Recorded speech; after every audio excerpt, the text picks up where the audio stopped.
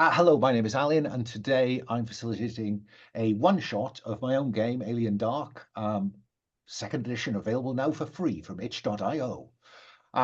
This game is being organised as part of Shared Hearth. Shared Hearth is the approximately seasonal weekend in which the Open Hearth gaming community invites people who maybe haven't played with us before, or maybe have not played much online, to come and join us and hopefully have a good time. Um, this is a game that is inspired by Cthulhu Dark by Graham Walmsley and the Free League Alien RPG and some other bits and pieces in this Frankenstein-like construction. Now, I will just run through the process that we invariably undertake as part of the Open Hearth, just so those of you unfamiliar with us as a community might pick up on some of it. So that is to use the CATS process. So CATS is C for concept. So concept, as you would expect, this is a retro future where greedy corporations exploit people, crudely put. Technology is bulky and is much more what in the late 1970s, early 80s, people thought the future would look like. In terms of how this game relates to the Alien universe and everything the franchise has brought, there are probably rumors out there of a possibly dangerous space dragon. But so far, the public at large and the military at large believes humanity hasn't encountered anything more dangerous or intelligent than a bunch of bugs. This game is going to be built around a Marine squad, and I credit to Free League. I'm using their Destroyer of Worlds module to scaffold this session. The PCs are a member of a Colonial Marine squad, and we'll find out more about what they're tasked with when we get into the briefing. I suppose that we as players know an awful lot about Alien, and in a way, the game relies on us knowing that, because then we as players are a bit concerned and even worried about what's going to happen next, in a way that maybe reflects the approach that the player characters, who don't know any of that stuff, are reacting to for the first time. It is intended to create the atmosphere of the Alien movies. So we've got everything that has brought to our popular culture. So it's expected to be fairly rich in tension and darkness and foreboding and probably a bit of horror and gore. But the game system could involve characters making hard decisions about the fate of other characters. Again, that seems to me to be in line with the franchise. But to be honest, the fate of characters generally is not hopeful. I will just stress the content warning that I put up when I kind of posted this as a game. It is a game in which gore and body horror is very likely, because xenomorphs, and that in which people are seen as expendable by amoral corporations. So there are relatively few nice guys in this game. Because of that, we're going to make sure that we use a layered set of safety tools. We're going to use lines and veils. Now, I've played with 3 of these 4 players before, so I know they know what lines and veils are, but I'm sure they'll be patient while I just explain to our audience of millions. Lines are things that will not crop up in the fiction. Lines in the sand we will not cross. Veils, on the other hand, are things that could crop up in the fiction, but if they do, we will draw a discrete veil across them. They will not appear on screen. If the players want to check out the Safety and Links tab, they'll see that I've put some starting lines and veils up there. I've also on that marked stuff that is pretty much inevitable given the nature of the Alien franchise and this game in it. But because lines and veils can't cover everything that's going to come up, there's also the X card. And the X card is there for anyone to play at a point where they are concerned about the way that things are going, or they're concerned that it's crossed a line, it's made them uncomfortable for whatever reason. And anyone who's watched any of my other videos will know that I usually cite the example of I once had somebody play the X card because I'd named an NPC unknowingly after a relative of theirs, And when that NPC started doing some bad things, they felt uncomfortable associating with it. I think it was a brother-in-law. So X card could be for anything, folks. And let me stress again that if you don't play it the first time something comes up and you think, well, that seems okay, but then it comes up again, you think, actually, I'm not particularly comfortable with that. Just because you didn't play the X card the first time does not mean you can't play the X card the second time. Now, there's a couple of ways to play the X card. Put it in the chat, in the Zoom chat. But to be honest, I tend to be looking at the video feeds of the players more of the time than the chat. So the most obvious way to play the X card is to just play the X card. I'll stop the play, I'll stop the fiction, and I'll rewind far enough back to make sure I go round whatever's made you uncomfortable. I don't care why it's made you uncomfortable. It's made you uncomfortable. That's all that matters to us. And then we'll play forward, hopefully, and avoid it. We're also playing with an open door. The open door is there because sometimes people sign up for games thinking they're going to get game A, and in practice, it turns out to be game B. If this isn't a game that turns out to be the one you'd hoped for, and it turns out that it's not a game you're enjoying, for goodness sake, don't waste the next 4 hours, 3.5 hours or so. You know, the door is there, it's open. There's no problem if you want to leave. And indeed, if something happens in the real world, you may have to leave. If the doorbell goes, you may have to go and answer it. It's great if you can give us some idea of if and when you're coming back, and then we'll reintegrate the character. But if something comes up and you just drop out, we'll carry on playing and assume that something's happened in the world, the real world, away from the camera. I'll be using Roses and Thorns as a debrief tool at the end, just to get a brief idea of what people felt went well and what could have gone better. And the other thing I need to stress is that we are playing within the Open Hearth community's code of conduct. We think it's a very strong code of conduct, and I'd encourage you to search. If you're running games online, or in fact face-to-face, I'd encourage you to search Open Hearth community code of conduct, because I think it's a really neat document. I sometimes saw it saying, don't be a dick, but it's sometimes nice to have something written down in rather more flowery language. But it's a very helpful tool. So that is my briefing. And my apologies to those players who've heard me do that a lot, but I think it's worth saying. So we've done a little bit of character creation beforehand. So we know that we have 4 player characters. We know we've got a medic, a colonial marine, rifleman. We know we've got a lieutenant, and we know we've got a heavy weapons marine. What I want to do now is to just fill in some of the things about them that it will be good for us all to know as we go into this. So I'm going to run from left to right to start off with.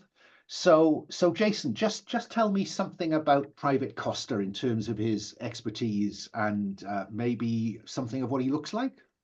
Okay. Let me see. So Private Costa is the heavy gunner.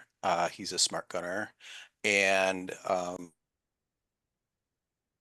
oop, forgot I gotta hold the space bar down. He is deadly. He's very fit, and he used to be a criminal, quote unquote, used to be. So he's good at larceny. Great. He's a big dude. He's very muscular, and he's got lots of scar tissue. Half his face in particular is either some massive burn or cuts or something. Great. Leave it there for a minute. I'll come back to you for some more in a moment. Lowell, tell us something about Lieutenant Hardacre in terms of expertise and just anything you want to tell us. Yeah, so the main thing is that Lieutenant Hardacre is a pilot, but not focused on planes, things like that.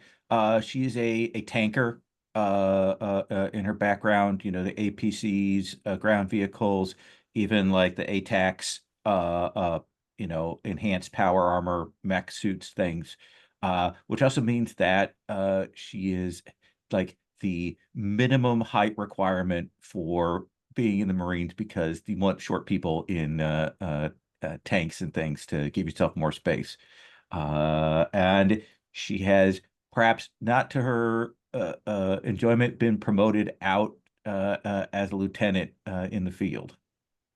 Thank you very much. Brandon, tell us something about Private Nathan. Private Nathan comes from rough background where he was probably in gangs on one of the colonies, one of the cities people operated, but managed to find his way out through education. Just put him deeply in debt to some people he needs to pay off. That will do fine as a kick-off. And finally, Stephen, tell us about Sergeant Allegra. So Taylor was a common laborer, and was working kind of on the street, and then ended up totaling a trash collection vehicle, and owes the Borgia Industries for that vehicle, one of the corps. And the best way to get out from that debt was to join the Corps. And by joining the Corps, her specialties came into I can help fix things up, including people. So she became a medic. She's a sergeant. Thank you very much. Let me come back round then to talk about why did you join the Corps? Why are you out here on the frontier? Let me go back to Private Costa, Jason. You've selected greed as the reason that you joined the Corps. The life is crap, but one decent find and you're made for life. So what is the stuff? I think I can get rid of this share now. I just want to give people a look at the characters. What is the thing that, above all else, you want to get out of life? I mean, Well, I money, see of money. course. Yeah. So you could be tempted by money then. Hmm. Yeah. Okay. Let me show money there. Okay. Lieutenant Hardacre, you've Yes. chosen duty. You believe in that old-fashioned shit about family, community, and even flag. Yes. What would it take for you to betray what you believe? And which of that is it, flag or is it something else? I think that they are a person who, in the Free League stuff, there's a lot of talk about sort of competing factions and, colonial, border wars and things. I think that her, homeworld got hit in one of those sort of brush fire wars, and that has made her particularly, you know, wanting to be with the Marines to help prevent that kind of thing in the future. That works very And nicely. I think all it would take for her to betray her unit is a direct order from command. Ooh, okay. Right. Well, put that in there as an aid memoir. What would it take for you to betray them? A direct order from the line of command. Okay. Private Nathan, Brandon, you came out because of debt. Do you want to tell me what you owe and to who? So, owe to some criminal underlords uh, that were financing the gang, and they loaned me basically the money to do the education, do the certifications, do the things I needed to do to get this degree, and then realized they were trying to take advantage of me as I tried to leverage that. Continue to pay him in the long term. And are these gangs back in the core worlds, or are they out here on the frontier? They are out here on the frontier. I thought I'd gotten away from them in the Marines, but nope, turns out they're here too.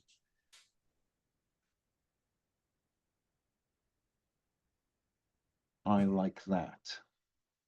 Okay. And then Stephen, Sergeant Allegra, tell me a bit more about this corp that you feel you owe something to, and how is that playing into your choice to join the Marines? Oh, I don't feel I owe them. They tell me I owe them. Ah, Yes. And I was lucky enough to to get a job coming from a poor family like mine. I didn't expect to be able to do much more than just eke my way through it, but I got a decent job with the Borgia Borgia Industries, doing deliveries. And one of these deliveries was was from a big fancy industrial place, but the vehicle broke down and I didn't follow protocol. I should have called it in, but it takes too long and I would have been docked. So instead I tried to repair it myself. and it ended up crashing the vehicle. So I walked away, but boy, they want more than my soul. So the way out for me, you know, I normally, like most of my relatives, probably eke their way out, in the dregs of society, on the street and everything. But boy, I had to take the desperate chance of um joining the Marines and for that big paycheck. And that big paycheck, I didn't really want to do it, but that big paycheck is going to help me get back on my feet and pay off for the vehicle I totaled. And the reason I'm out in space is because there's a bonus. Absolutely. Combat bonus. Fine. So I'm not going to ask you to describe what you look like, because we've shown everyone some pictures, and so we've got a fair idea what you look like, how other people see you. That, I think, is all I need at this point. I'd like to move on to the briefing, and we're going to come back to filling out the rest of the team, the rest of the squad, in a moment. But you'll find that on the briefing tab. Officer on deck, 10 Hunt, shouts an NCO from the back of the room. And then, at ease, says the base commander, Colonel Myers. He marches to the front of the briefing room, followed by his civilian assistant, Mr. Davy, you understand, and a major you don't recognize. And the colonel turns and faces you as you stand there at parade rest. There's a lot of scuttlebutt circulating about our position here. I need to be straight with you, Marines. It's not good. And he proceeds to brief you on the context. This is the briefing room in Colonial Marine Forward Base, Nebraska, in the middle of the Aristarchus colony, which is in the Kruger 60 system. And the context he provides, some of it you're aware of, at least in terms of rumor, but this is the first time a senior officer has confirmed this to you. The Union of Progressive People, the UPP, those commie bastards, I think, Lieutenant, might be the way that you would look at them, given that they are responsible for some of those, inciting at least some of those border wars. They have taken the 61 Cygni system, despite most of Nebraska, Fort Nebraska's garrison, having been shipped out to defend it. So Fort Nebraska is understaffed, undermanned. The Aristarchus oil reserves here in the colony, that we are here to protect, Marines, are certainly to be on their commie shopping list. That's why he has ordered an evacuation of the colonists to maintain their safety. If this turns into a war zone, the civilians don't need to be here, confirms the colonel. However, I have had to put a hold on that evacuation, with, we estimate, at least 1,000 civilians still on the ground because of a serious security breach. If that breach isn't dealt with, classified data will fall into enemy hands, and that cannot happen on my watch, Marines. Your mission, therefore, is to ensure that that classified intelligence in the possession of certain rogue elements does not fall into enemy hands, and to do it quickly. I stress quickly, Marines. Until I'm assured the security breach has been sealed, the evacuation remains on hold, and the civilian population remains in jeopardy. I know I can rely on you. Major Hatfield here will be providing operational oversight from the war room, and will fill you in on the details. 10 Hunt, calls the NCO, and the colonel marches out, followed by his assistant. Now, Lieutenant Hardacre, this is a scratch squad. This is not your squad. This is a scratch squad brought together because presumably you're that thinly stretched as the garrison of the colony now. What are you thinking at this point? I'm thinking that up until this point, I've been doing logistics and moving things around, commanding loading teams and such. I've been through all the protocols and things, but things must be really snafu'd if they've had to pull me up to command a team to go and do this. I have some experience, but I'm not the person that would necessarily be first pick. I like that. Major Hatfield steps up, and you'll find faces for these characters on the Faces and Places tab if you want to try and put a face to the names. Major Hatfield, once the colonel's left, says, "Addy, sit down." And so you sit while she briefs you. Your goals, Marines, is to hunt down 4 fugitives. I hate to admit it, but these are rogue Marines that we have good evidence are intent on defecting to the UPP with the stolen classified intelligence the colonel has touched on. The nature of that intelligence is above your clearance and mine. You need to be aware, if you're not already, that you'll be operating in a potentially hostile environment. It's fair to say that not everyone in the colony is friendly. There are a lot of frustrated locals out there, a lot of frightened locals out there. And intelligence suggests that there's a sizable minority of those folk who are sympathetic to the UPP. If not actual collaborators or even members of the armed insurgency that G2 tell me is likely to launch when the UPP enter the system.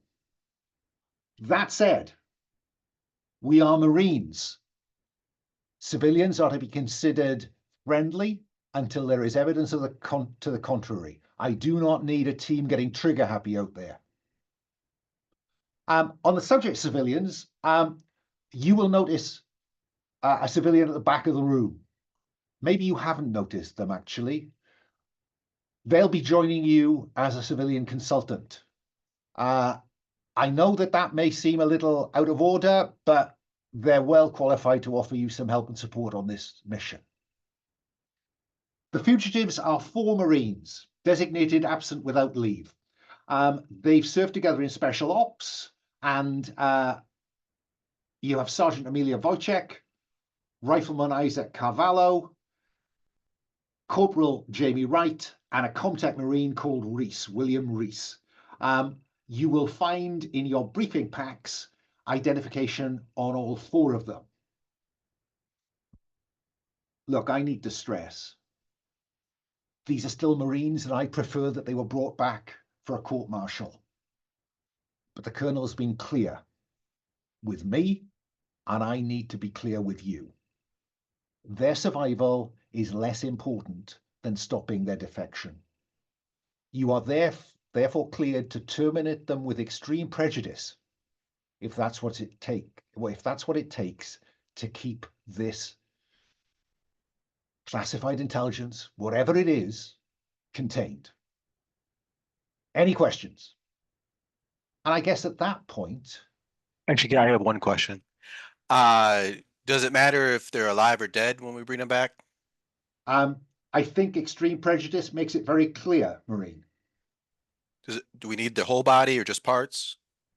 We need to know that the breach in security has been sealed. Lieutenant? You said special ops. Yeah.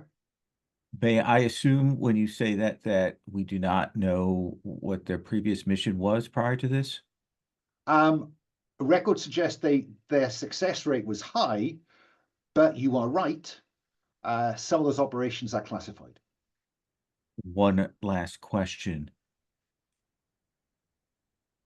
Do we have a sense of why they have gone AWOL? Is there any information regarding that?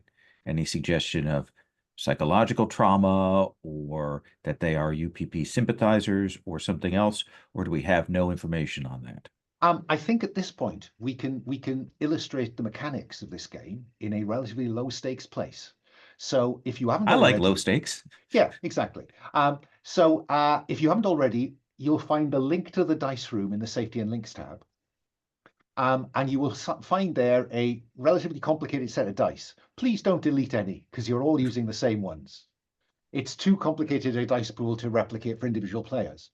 So if everyone can see it, quick thumbs up to see, yeah, okay, I'm seeing nods, great. So look, when the time comes for the mechanics to kick in, you will create a dice pool. The minimum contents of that dice pool is that white dice in the middle that's currently showing well, in fact, all three of those in the middle, but the one in the very middle, that's the dice you always roll. But what you're looking for from your dice pool is the highest number that comes up in that pool. So it's advantageous to roll more dice. So let's run through this example for Lieutenant Hardacre. So Lieutenant Hardacre gets to roll the white dice, because they always do. I think that on the basis of their observation expertise, as you skim through Hardacre, the files that you've been given, I think you'll have enough information to maybe answer some of those questions that you've been asking about about them as Marines.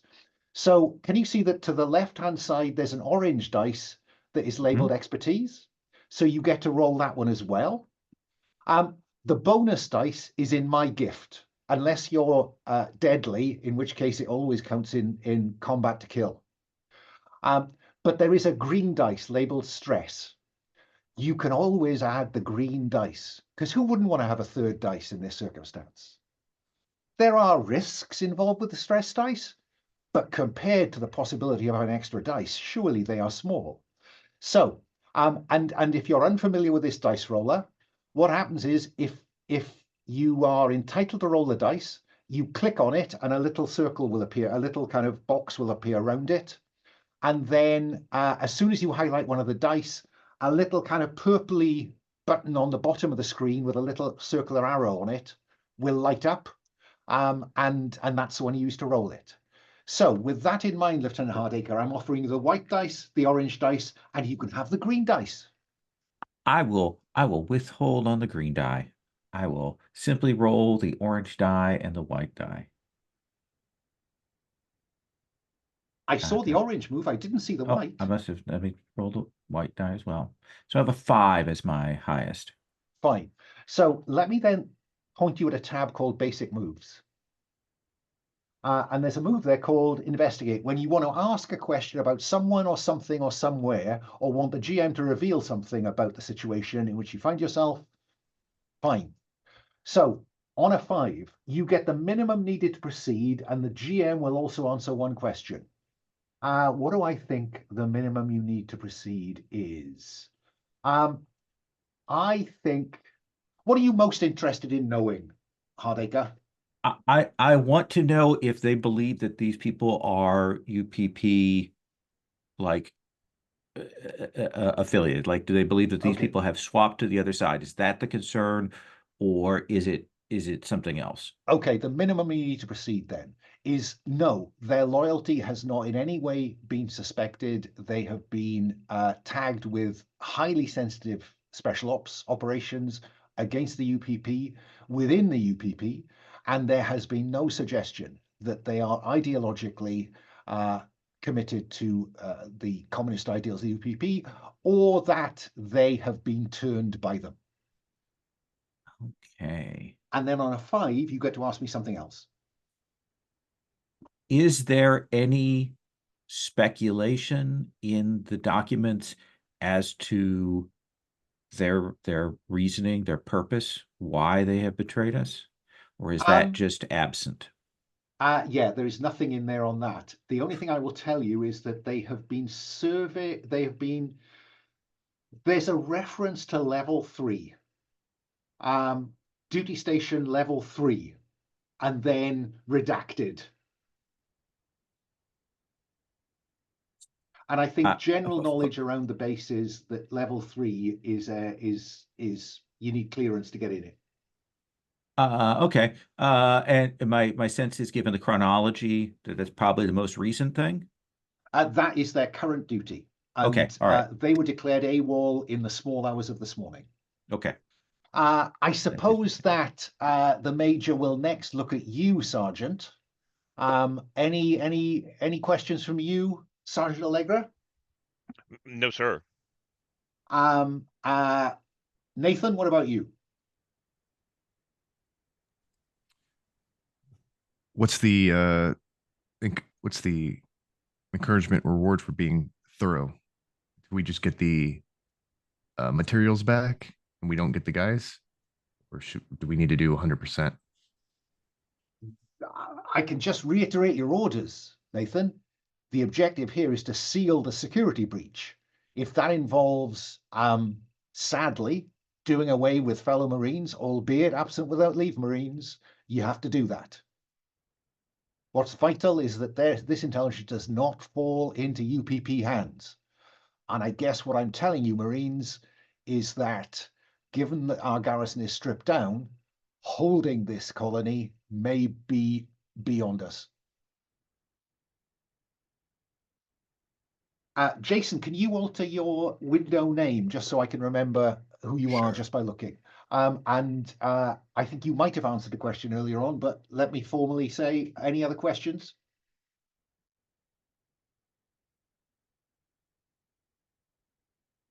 No, fine. Okay. So with that, you need to be on the ready line in the vehicle hangar at 0500, which is probably about 40 minutes from now. Now, there is an opportunity for each of you to do a bit of digging before you set off. So is there anything that anyone wants to inquire about before you leave the base? Let me do this in the order that I reversed from last time. So, Brandon, what about Private Nathan? Is there anything Private Nathan wants to do other than load up with his gear? And we'll come to that in a moment. Is there anything you want to do or a flashback you want to frame that might be pertinent to this mission as you currently understand it?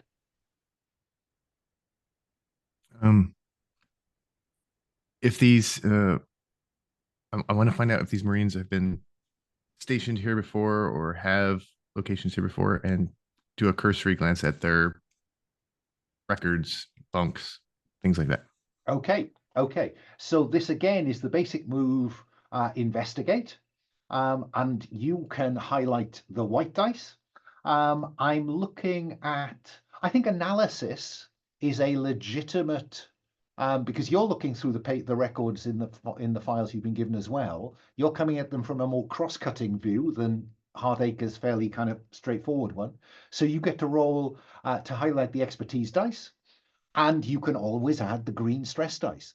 Let me be clear. You do not have to wait until you think your character is stressed to roll the stress dice. The result on the stress dice will tell you if your character is stressed.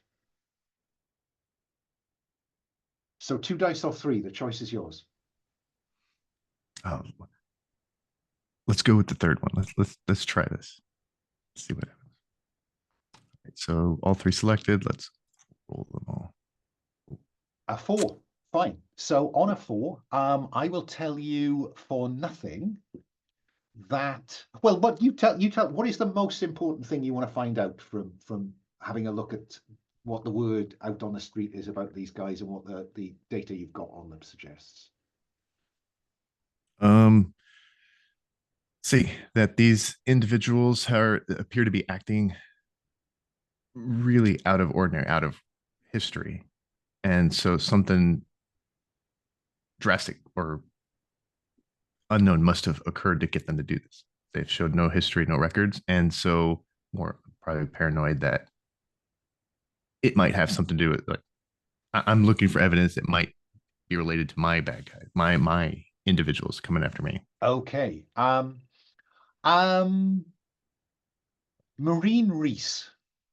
He runs an unauthorized crap game on the base and is said to have some dubious contacts in the colony. Yeah. Now that you get that for nothing, but on a 4, you can also ask me a question. So do you want to ask me a specific question?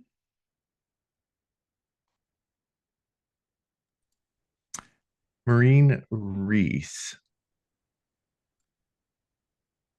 I'm actually trying to find. He is the He's the Comtech Marine. Comtech Marine. Okay. Marine Reese has a correct. And have I encountered? No, not have I. Am I aware of underhanded presences around the base that would have come into contact with Reese, Bajo, or any of these individuals and seen them operating? Yeah, I think that perhaps maybe a week or two, a month ago, there is what passes for a nightclub in the colony called the Eye of Oblivion. And you were in there off duty and you noticed Reese was playing cards with locals. And there was something about the tattoos those locals were wearing that made you very nervous. Because you deliberately did not want to get up close and check that out. But you haven't been back to the Oblivion since, because that did look like they were wearing the same gang tags as the ones that you fear are after you. Does that seem like a fair answer? Okay. What about Sergeant Allegra? What about you? Is there anything you want to be doing in the time you've got before being on the ready line? Yeah, I think I want to look into the standard equipment that is requisitioned for teams that go down to the planet, as well as Section 3, I believe you said.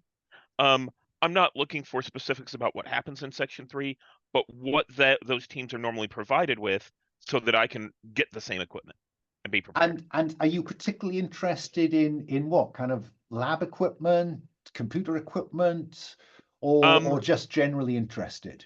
I'm interested in. I want to make sure that our team is as prepared as possible for the same thing that the defecting team would have been. Okay. So if they were, sent with a certain level of comms, or they were sent with a certain level of mechanic tools or something like that, I want to make sure we are as prepared as they were. Okay. So, yeah, let's have you roll to investigate then. I think that I will put SciTech and analysis would be relevant expertise. So white dice, orange dice, green one if you'd like it. Okay. I'm not going to do the green one because I think this is still within my area of preparation. And I think I rolled both. Did you see both change? No, I think you just rolled the orange one. Okay, so let me roll the white one. I got a 4. A 4. So for nothing, I will tell you that section 3, sub-level 3, there are civilians working down there. You get that for nothing. Do you want to ask me a particular question about what equipment has been associated with sub-level 3? Yeah. So if there are civilians going in and out of sub-level 3, then there has to be some kind of security protocol going in and out. And we should be able to see what on our side, we should be able to see what those civilians are provided with. Specifically, I'm looking for mechanical tools, comms on a particular frequency or particular scrambler, that kind of thing. Okay. I think what I can tell you based on what will be available to you this side of that kind of cordon, there have been a number of consignments of Weyland-Yutani, of course, crates and supplies going down to sub-level 3, some of which have been labeled as advanced protective measures. Yeah? Yeah. Can I get my hands on any of that? Not a chance. Okay. Not by the time you're on the ready line, at least. Now, after you're on the ready line, you want to try to break into sub-level 3, that's fine by me. No. Costa, Is there anything you're doing with your bit of free time between now or a flashback to some previous event? Yeah, I just want to establish I want to grab my stuff from my locker. I think that's part of Yeah, this don't as worry well. about that. Okay. I'll come to that when we gear up. I think after the briefing, I'm going to approach the civilian consultant. Is it this picture of the person with the eyeliner and the shag haircut? Is that our civilian consultant on the Uh, rest of the squad tab? no, No. no, he's on Faces and Places, where you'll also find some general knowledge in Ariarchus and a map. Okay. I'm going to approach the consultant and get kind of uncomfortably close to them in an intimidating way, and kind of like half growl, like, "What's your deal?" Fine. Let's have you. Well, I mean, what is your motive here? What do you want to know something, or do you want to test? Basically, maybe there's some more conversation, but basically find out who they work for. Fine. So, if you have, do you have intimidate as an I extra? was hoping maybe fitness, but it's That's probably a big. push. No, I think that's a Okay. push. Okay. Authority would be the obvious one to be pulling here, or No, I don't have persuasion. it. So I think on this case, you are just rolling the white dice, unless you'd like to pick up the green one. Yeah, I'll do the green die. Why not?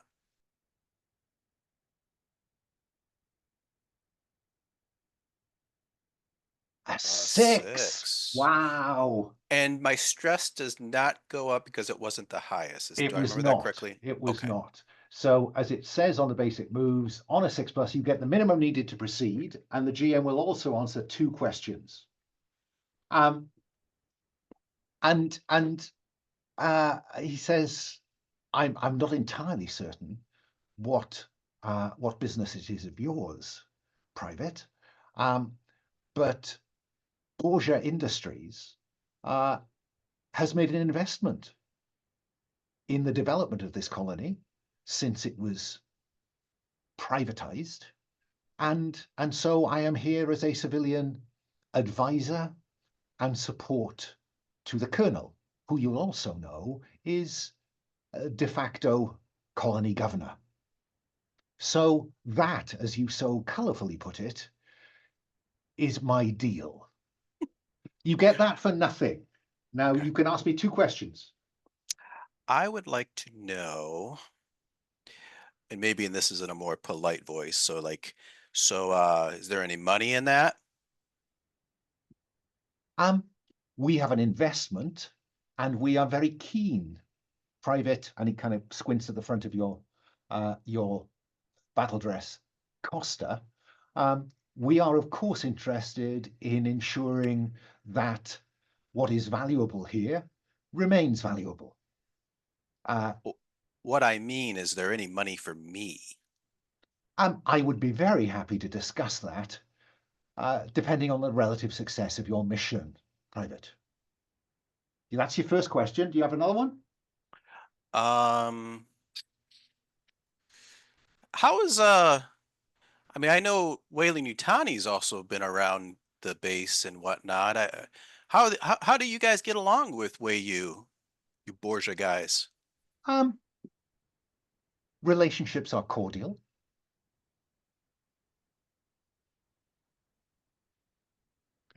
And that is as much as you get. And I guess that you'll notice down there, but also say what freaks you out or highlights potential danger, and then roll for stress.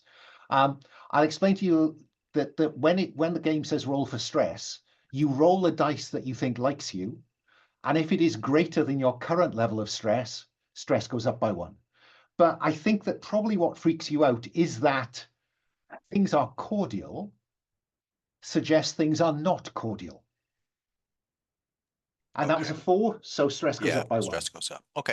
And again, for those of you unfamiliar, if you mark the 6th stress box, you break and have the opportunity for 1 action, perhaps heroic, perhaps not, before you're either dead or mine, and then we'll create another character for you.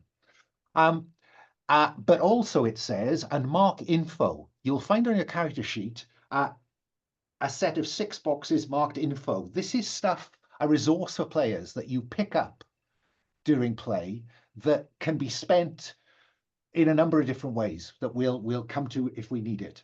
And finally, Lieutenant Hardacre, is there anything you want to do with your break before you have to be on the ready line? Yes, and you can tell me how this gets resolved. I would like to requisition a not big, fairly basic but non-standard piece of equipment. Given that we have a sniper on the enemy team, I would like to get us some kind of drone for Ooh, aerial observation. okay. Because I'm a little worried that they have a sniper on their team from Special Ops. Look, I'm very happy for the APC I'm going to allocate you to have to have a drone.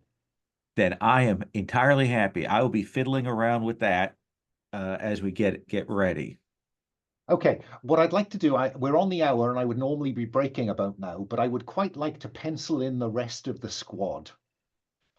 So if you see the tab marked rest of the squad, we have a lieutenant, but we don't yet have a squad, a Marine NCO. We have a sergeant, but not the squad NCO. We have we don't have a Comtech Marine, so I'm going to put the Comtech Marine. We've got a Marine Rifleman, so we don't need them. We've got a Fire Support Marine, we don't need them. And we've got a medic, we don't need them. But we also have our civilian consultant. So, civilian consultant, there we go. So what I want to do is I want to get a pen picture of these characters. You will notice I've added Jane, the squad synthetic, and allocated driver for the APC you're going to be using. But let me start with Lieutenant Hardacre. Can you give me a name and a first impression of what you think you know about your senior NCO here? Uh, Dawkins. And you'll see that it says over there what you think you know. There's a drop down, or you can overwrite it for something, a characteristic of Dawkins. I've put loyal and analytical for Jane, your synthetic. I'm sorry, I prefer the term artificial human. I think that I put insecure Okay. because I think that they got knocked down to the rank that they're at right now. Okay. And Private Nathan, looking up at your squad NCO, you'll see there's a second box now that's next to insecure. Do you want to choose or overwrite another characteristic for Dawkins? Yep, I am going to go ahead and pick.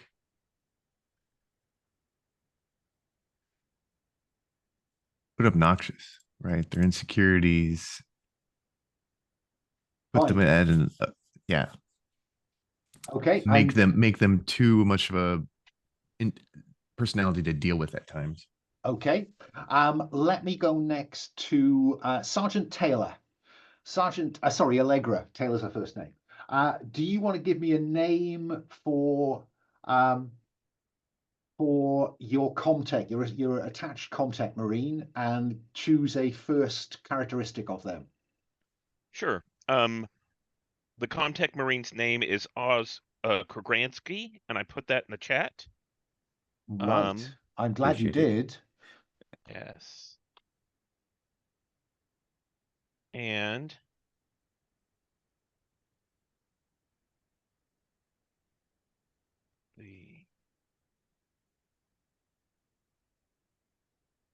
I think Oz is talkative. Okay. Costa, tell me something else about the Comtech Marine Krogransky. Okay. Talkative and Talkative and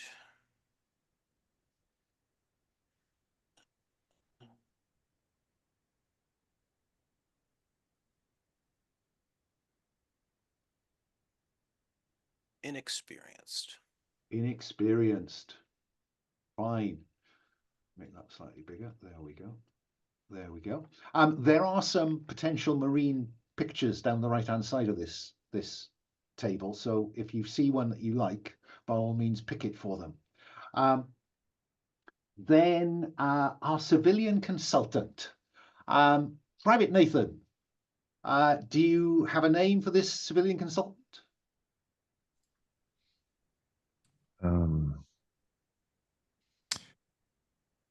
Let's do Gloria Estevez. Fine. You probably won't find an obvious corporate rep on this page, but you may have a look at the broader inspiration link that's in H2 if you want to try and find a picture for her. So Lieutenant Hardacre, what's your first impression of this Borgia exec? Because I am going to make him a Borgia exec. I think that this situation has swung around so quick. I put disorganized as my first impression of them. Okay, and give me another characteristic of this rep, Costa. 1 second. I was jumping around. They are looking for the opposite of loyal. What do we got? I would maybe disloyal's in there. I don't know. Is the disloyal in there? There's also a suspected, I think, at the very bottom of the list, isn't there? Suspicious, secretive. Let's go with. There's uncertain loyalty. Okay, let's do that. That's good. With the added bonus of being uncertain loyalty to whom? So we've got. We're missing a. Did you give me a name, Brandon, for that civilian consultant? Estevez. Estevez. Stevez. We put it in there. Yeah. Ms. Estevez. A Borgia exec, disorganized, uncertain loyalty, and we'll worry about a picture for them later on. Brilliant. Okay. Look, it is 7 minutes past. I'm going to suggest we take a break until 1/4 the hour. Is that long enough? Back in our Sounds seats, good. 1/4 the hour. I will pause the recording now.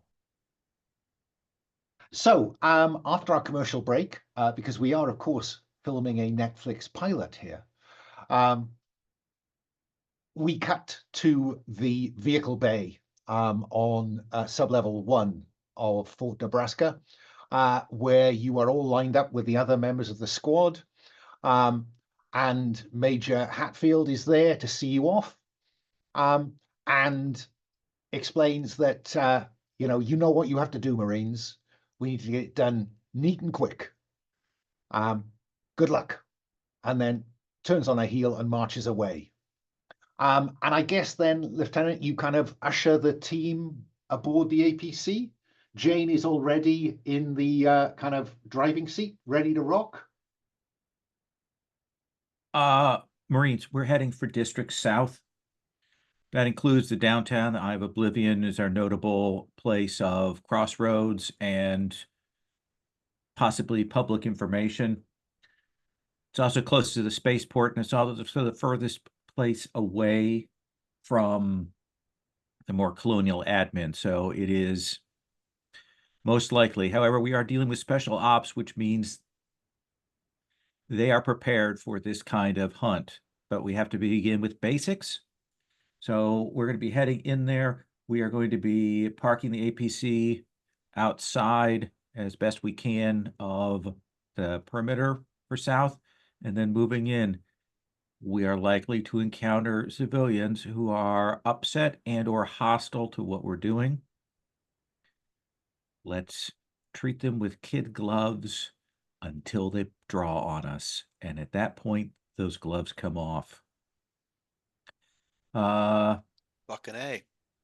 Questions? All right. Let's get on the ground. Let's move. Sergeant Taylor, I'm going to put you with Private Nathan plus secondary folks. Costa, you're with me plus secondary folks. We're going to get on the ground. And I think that's when we get the first impression of the kind of insecure obnoxiousness. I've upped Dawkins to sergeant so he can be squad NCO. Sergeant Dawkins says, Marines, attention, and then walks down the line inspecting your kit. And nodding to the lieutenant as though the lieutenant will have ordered this at some point anyway. So let me just guide you down to where it's row 25. There's equipment. Yeah. Now there is standard loadout for all Marines.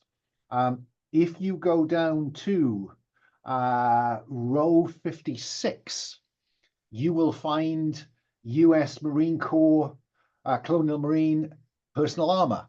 Everyone needs to mark that because there's no way you're getting on this APC unless you are appropriately equipped. And you will notice it has a little black square next to the description. That is the amount of load you can take. And you'll see on row 25, equipment has 6 boxes. So once you have your marine armor on, you will mark the first box. The other standard piece of equipment is the M41A pulse rifle on row 49. Each of you needs to mark that, other than our heavy weapons Marine, who gets to mark the smart gun. Mm-hmm. The smart gun fills another 3 of those equipment boxes. The pulse rifle marks just another 2. Yeah. Point of order. Yeah. When you said that first box for the armor, does that mean that box is already blackened in, or the first box after that box that's already blackened in? There is nothing. Your equipment. Oh, I'm looking at stress. I'm an idiot. There we go. Okay. Thank you, sir. My apologies. You don't need to call me sir, Lieutenant. I'm just a sergeant. And then grenades would be standard issue because there's an underslung grenade launcher on that pulse rifle. So if you have a pulse rifle, you are welcome to mark grenades, either shock or HE, on row 45 or 47. Whichever choice you make will take up another box on your equipment. You will begin to notice that as your equipment fills, you move from quick to slow. Of course, you only have to be quicker than the Marine behind you. So mark any grenades that you want to take. And then there's the stuff that's in your locker. Now, Costa, you get to mark reloads for that smart gun. Okay. Which is down on down the bottom. Weapon tool reloads, row 58. Takes up 1 equipment. So you currently 1, 2, 3, 4, 5, 6. You are marking all 6 of those boxes, I think, Costa. Yep. Heavy weapons. Combat knife too, yeah. Yeah. Lieutenant, you've opted for the marine armor, the pulse rifle. Anything else? You have the option on a sidearm.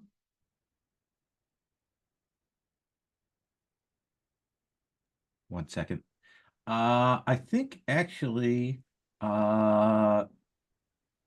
because I am worried about the special ops and the concealment and all of that, I am going to take the motion tracker as my thing to take myself up to average speed. No, you don't actually have access to that. Oh. If you look at the other stuff that you have access to, it's the stuff that's in your locker. So you have an all-access multi-key and an EVA pistol. Okay. In that case, then I think the illegal. So I'll let somebody else do that.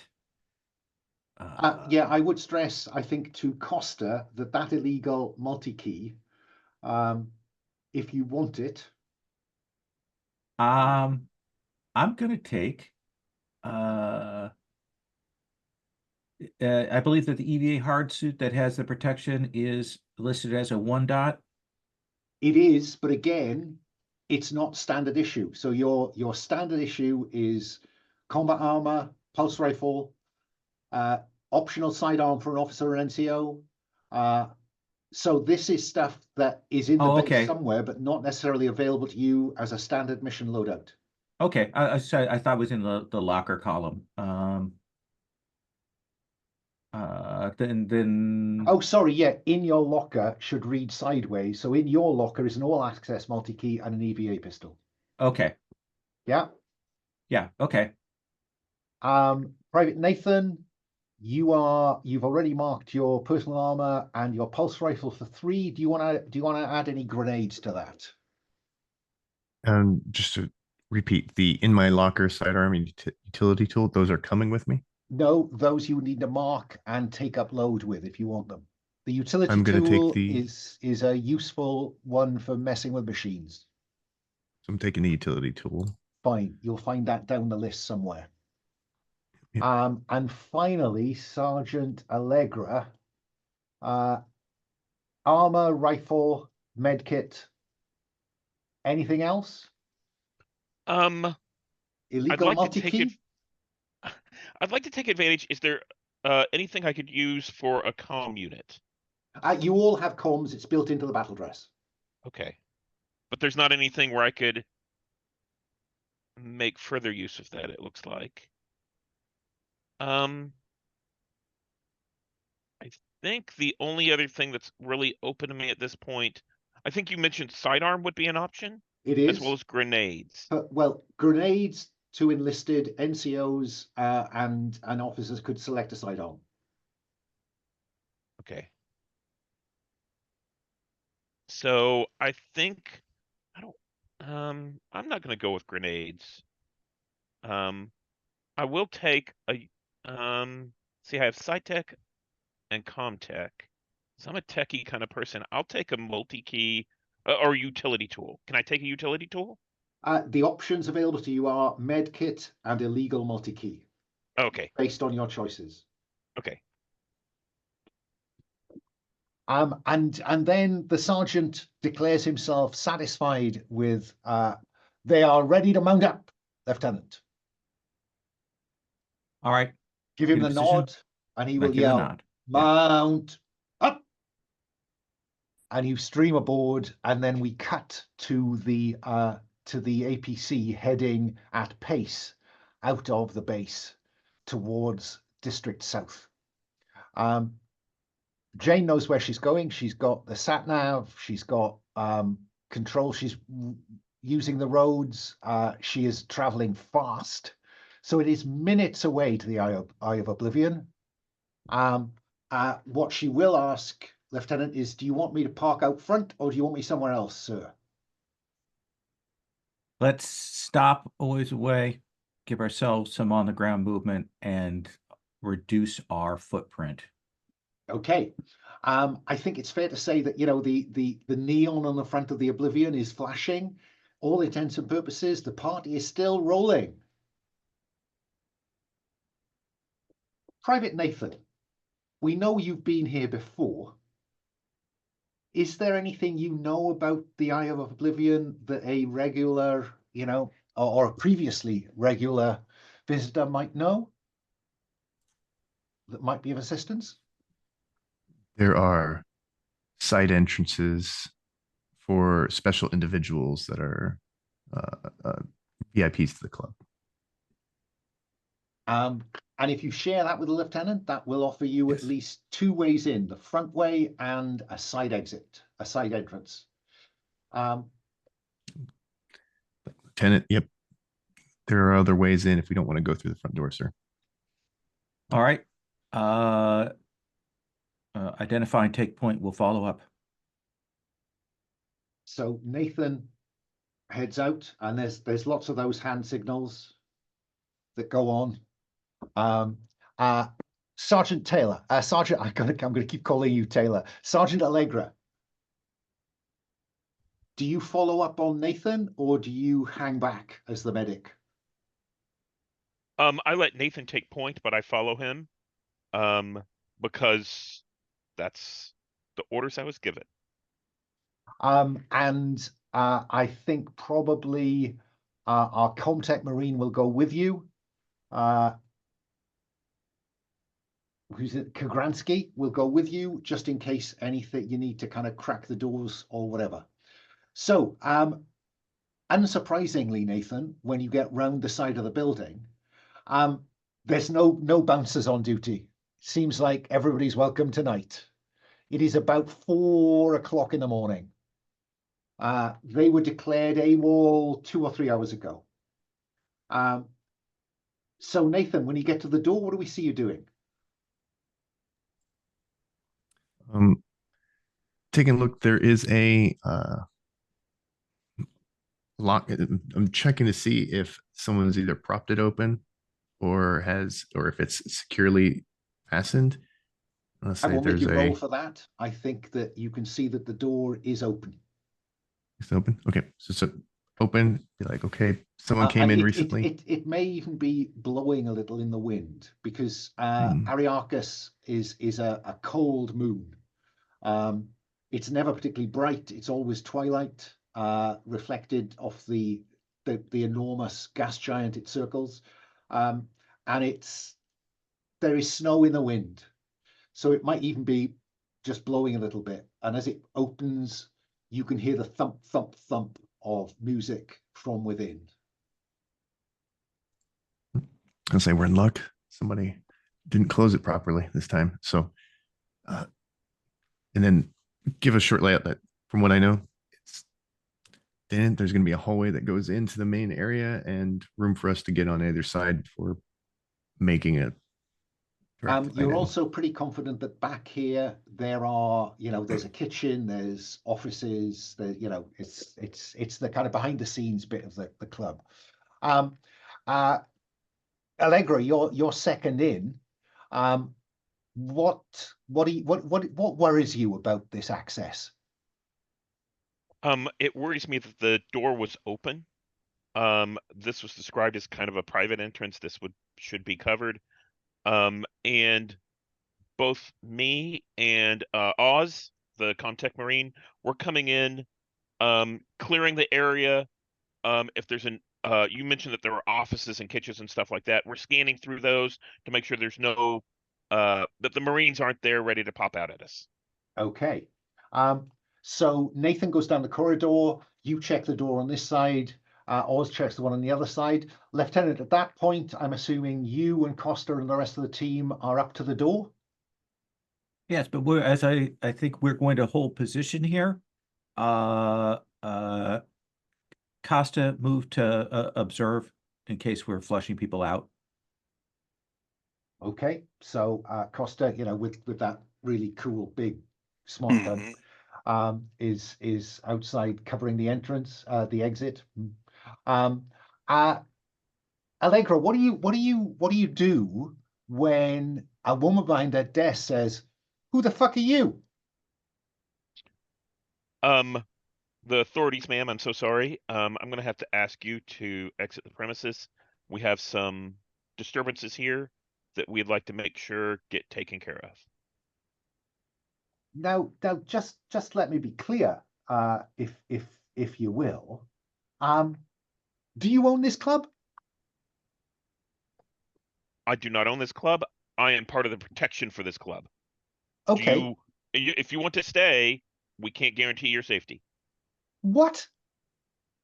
And she gets up. She's a young woman with what looks like bleach blonde hair, but she has just around this eye is scarred, but it looks like she tries to cover it with makeup. And she says, "No, no, no, no, no! You don't come into my club and just treat me like you're the marshal service. You are the military. Do you have a warrant?" I have orders, ma'am. And at that point, I radioed to the rest of them, civilian and back office, hostile, bordering on hostile. No actions taken yet. And I'm going to tell her exit the building or not. I have a job to do, and I'm going to step back out into the hallway, and continue going. Now, I've always thought it was much more interesting for the officer in charge to have a kind of a thing strapped to their sleeve, which showed all those internal, all the camera and voice feeds from the team, from the squad, than have to sit in the APC. So I'm going to assume that Hardacre, you are getting that kind of slightly low light impression of what's going on. So we don't have to worry about comms back. We all know everything. Nathan, I will radio to Costa at that point. I will say they've made contact and irritated some people, so there may be some people getting flushed out. So keep your eyes open. And Oz comes out of the kitchen opposite and kind of calls across the corridor to you, Allegra, from behind you, saying, I've got a cook here who's kind of saying that what do you know why we're here? It's a security issue, and they should exit through the private entrance. Yeah, and but do I have the authority to do that? Yes. Let's move on, and I'm gonna tell Oz. Are you sure about that, Sergeant? I mean, the mission brief's all about these AWOLs. This is like a cook. Listen, Costa, do your job. Costa, Let's move on. Yes. You're outside and you're picking up this chatter. What, if anything, do you do? I'll say to the lieutenant, I mean, maybe we should go in there and, bust some heads. Now, let me be clear, folks. Just go meta for a moment. We have a line of command, but I am not intending for that in any way to obstruct player kind of urges. So Costa, if you just want to do stuff, don't unless you want to speak. I'm assuming the civilian consultants with us. Yeah. It was Estevez. Yeah. I'm gonna observe, see how she's responding to all this. Okay. Is it a she, her? Did we establish that? I don't know. Yeah, I think I put Mers Estevez, so I assumed a she, her. I hope that was okay with whoever created her. She is. You get the sense that she's looking over her shoulder. You'll get that for nothing, but if you want any more, I'll need you to have you roll to investigate. And I don't quite know that you've got any particularly person-centered skills to apply to that, but I'm prepared to have you. The only thing I was thinking is that maybe if this is a den of iniquity, maybe larceny I might be able to pick up something here. Yes. Yeah, no, I'll give you that. So yeah, I'll watch her. I'll observe the people inside through the window, maybe make a roll, see if I get anything. So what, white and orange, green if you want it. Yeah, sure. Wait. Move your dice around like a moron.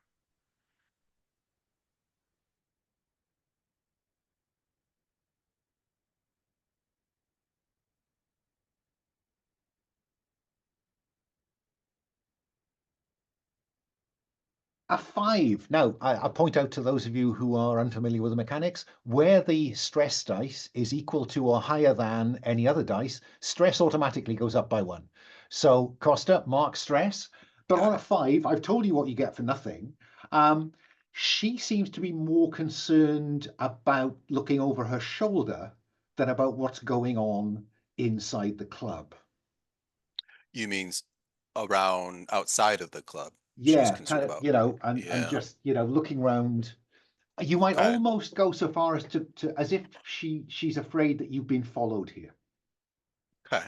Does that seem... I guess with my question, maybe then, is there anybody out there? Or no, if you've got a 6, I might have told you more, but that's about it. Okay. So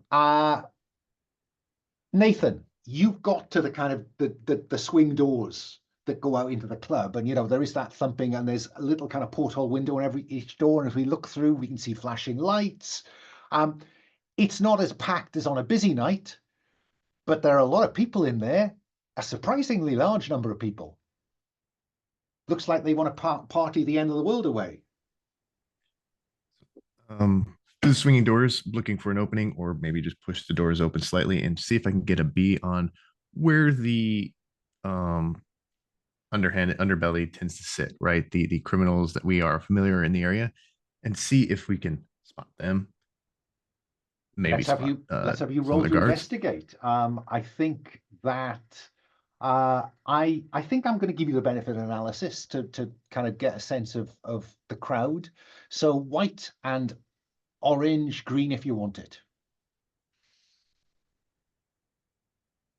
It's a stressful situation, so we'll take a look at it. Yeah, let me see. That's not at all Boom. stressful. It's Well, fine. There is a group of people in that booth next to the pool table where you saw those guys before. For nothing, I'm not going to tell you who's in that because there's flashing lights, it's shadowed, you're on the other side of the room, but there's certainly somebody in there. But now you could ask me a question in addition to that for a 4. I'm gonna take a look. So we know what the people look like. Um, should there be more guards, security? Like, does it look like something's up with the amount of heavy people we should be seeing? Like, yeah, I mean, I think that it is busy, but it's not packed. The security doesn't seem to be playing a part. You almost get a sense that drinks are free. This does look like people partying themselves to oblivion. Because the rumor must be out there by now that the UPP are on the way. Yeah. okay, So it I'm gonna. feels like a community that is just going to get smashed before that happens. Okay, okay. I'm just gonna radio and just let everybody know. Hey, some known associates of Reese and some of the able people, like, they're used to be in this club, and there seems to be somebody at one of the tables if we want to try to get to them. But that would involve going through all the civilians.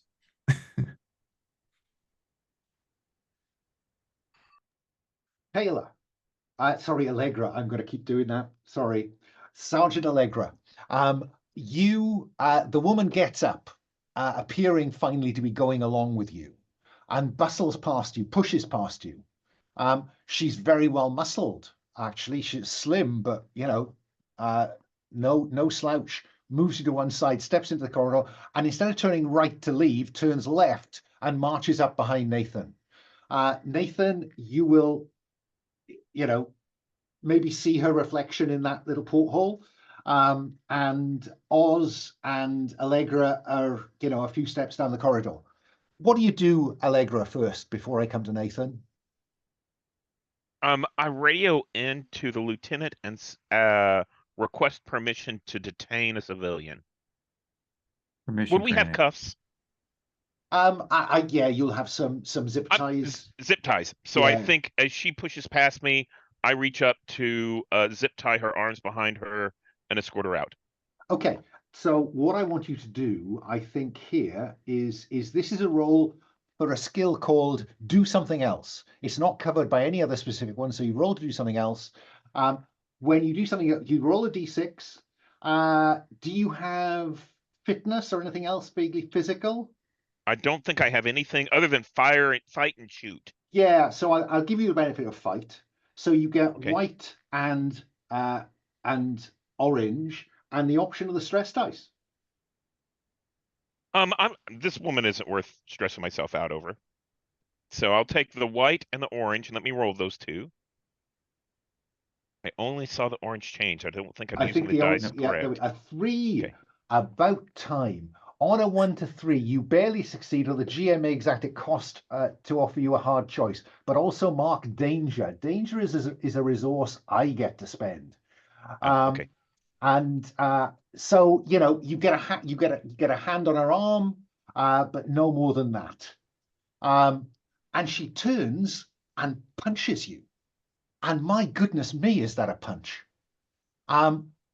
Would you like to roll 2 of those little red dice along the bottom called risk die? Okay. Does it matter which ones? I tend to start from the light and go deeper red as things get worse, Okay. but 2. Both are at 2. fine. That's worse than your 3. So she throws the punch, but you duck out of the way. But she is now behind Nathan. Nathan, you turn round, and this woman has just, shoved Taylor out the way, thrown a failed punch at them, and they're coming up behind you. What do you do? Yep, I'm going to assist Allegra and just She's free of Allegra. It's you and her now. Okay. Oz is kind of standing there with his pulse rifle kind of pointed at her and vaguely pointing her direction. we're going to grab her, throw her against the wall, and try to secure her with the zip ties. Okay, let's see, because she is now revealed as a threat. I think she's been violent to another member of the squad. So if a threat surprises you, she hasn't. You want to detain her, I guess. So you can roll the white one, you can roll the orange one because you got fight and shoot. I don't think there's anything else at play unless you want to put the green stress dice in. 2 dice then. 2 dice. And yeah, roll those 2 dice. Oh, a 1 and a 2. Now I need you to roll 2 of the risk die.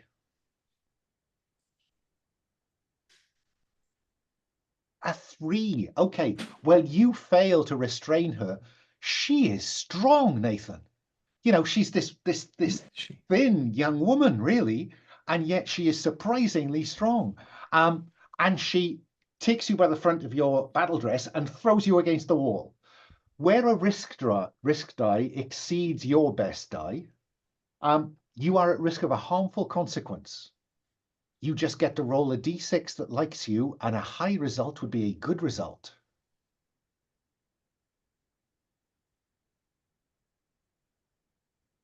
Ooh, 6. 6.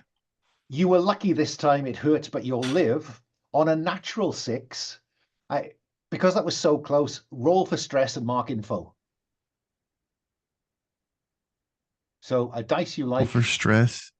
You're looking for a low number for that. And then you said marked info, so just pick Info. any dice? Just put a tick in the info column. Yeah, pick any dice you like. Okay. Oh, stressful. Oh, cool as a cucumber. Your stress is currently 1. That doesn't exceed it. Stress doesn't change.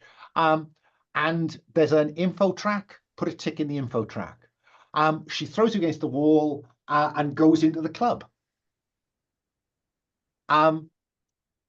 Lieutenant, you're seeing this unfold. Costa, in close-up. Dawkins hit the front door. I'm following up behind Allegra. Nathan, let's put all boots on the ground here. So Costa, the go through the front door was what the lieutenant said. So in you go. There's a small foyer, a pair of double doors ahead where you can hear the music and the flashing lights are coming through the porthole windows. What do you do when you get to those doors, Costa? What kind of entrance do you make? I kick them down, storm in with the smart gun, fully deployed, ready to rock. Boom, boom, boom, boom. Right. Goes the music. Maybe well, no, I was gonna. Would it count as behaving badly if I were to shoot up like the hi-fi system? Oh yes, yes. There's a manage stress. Yeah. And when the fiction allows and the GM agrees, choose one of the options below. You behave badly, you verbally or physically abuse someone or chat them up in the hope of being assessed. I think damage the place, I think, is fair there. So reduce stress by 1, that's for free. And then you roll a d6 to see what the consequence is. 4. Got a 4. And they are NPCs. I will mark danger. Thank you for that. So that's 3 dangers up, 2 failures, and that one. And unsurprisingly, the music goes quiet, and so does everybody else. So by the time you enter the room, Lieutenant, it is still, and everyone is looking in your direction. I will say, we are looking for 4 AWOL Marines who killed a transport of civilians attempting to get to the spaceport for evacuation ahead of others. We would like any information that you have on these people. And when that is done, we will leave. I think this is investigate with authority. So white one, orange one, green one if you'd like it. That's definitely a green one on that one. All right, let's roll all three of these dice. I got 2 of the dice rolled. The fourth one did not roll, so let's roll the stress die too.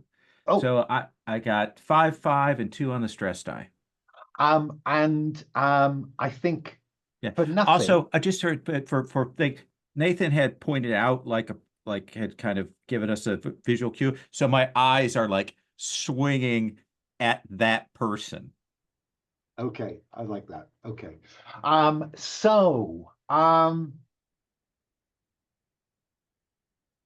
Yes, okay. So there's somebody dancing on the bar.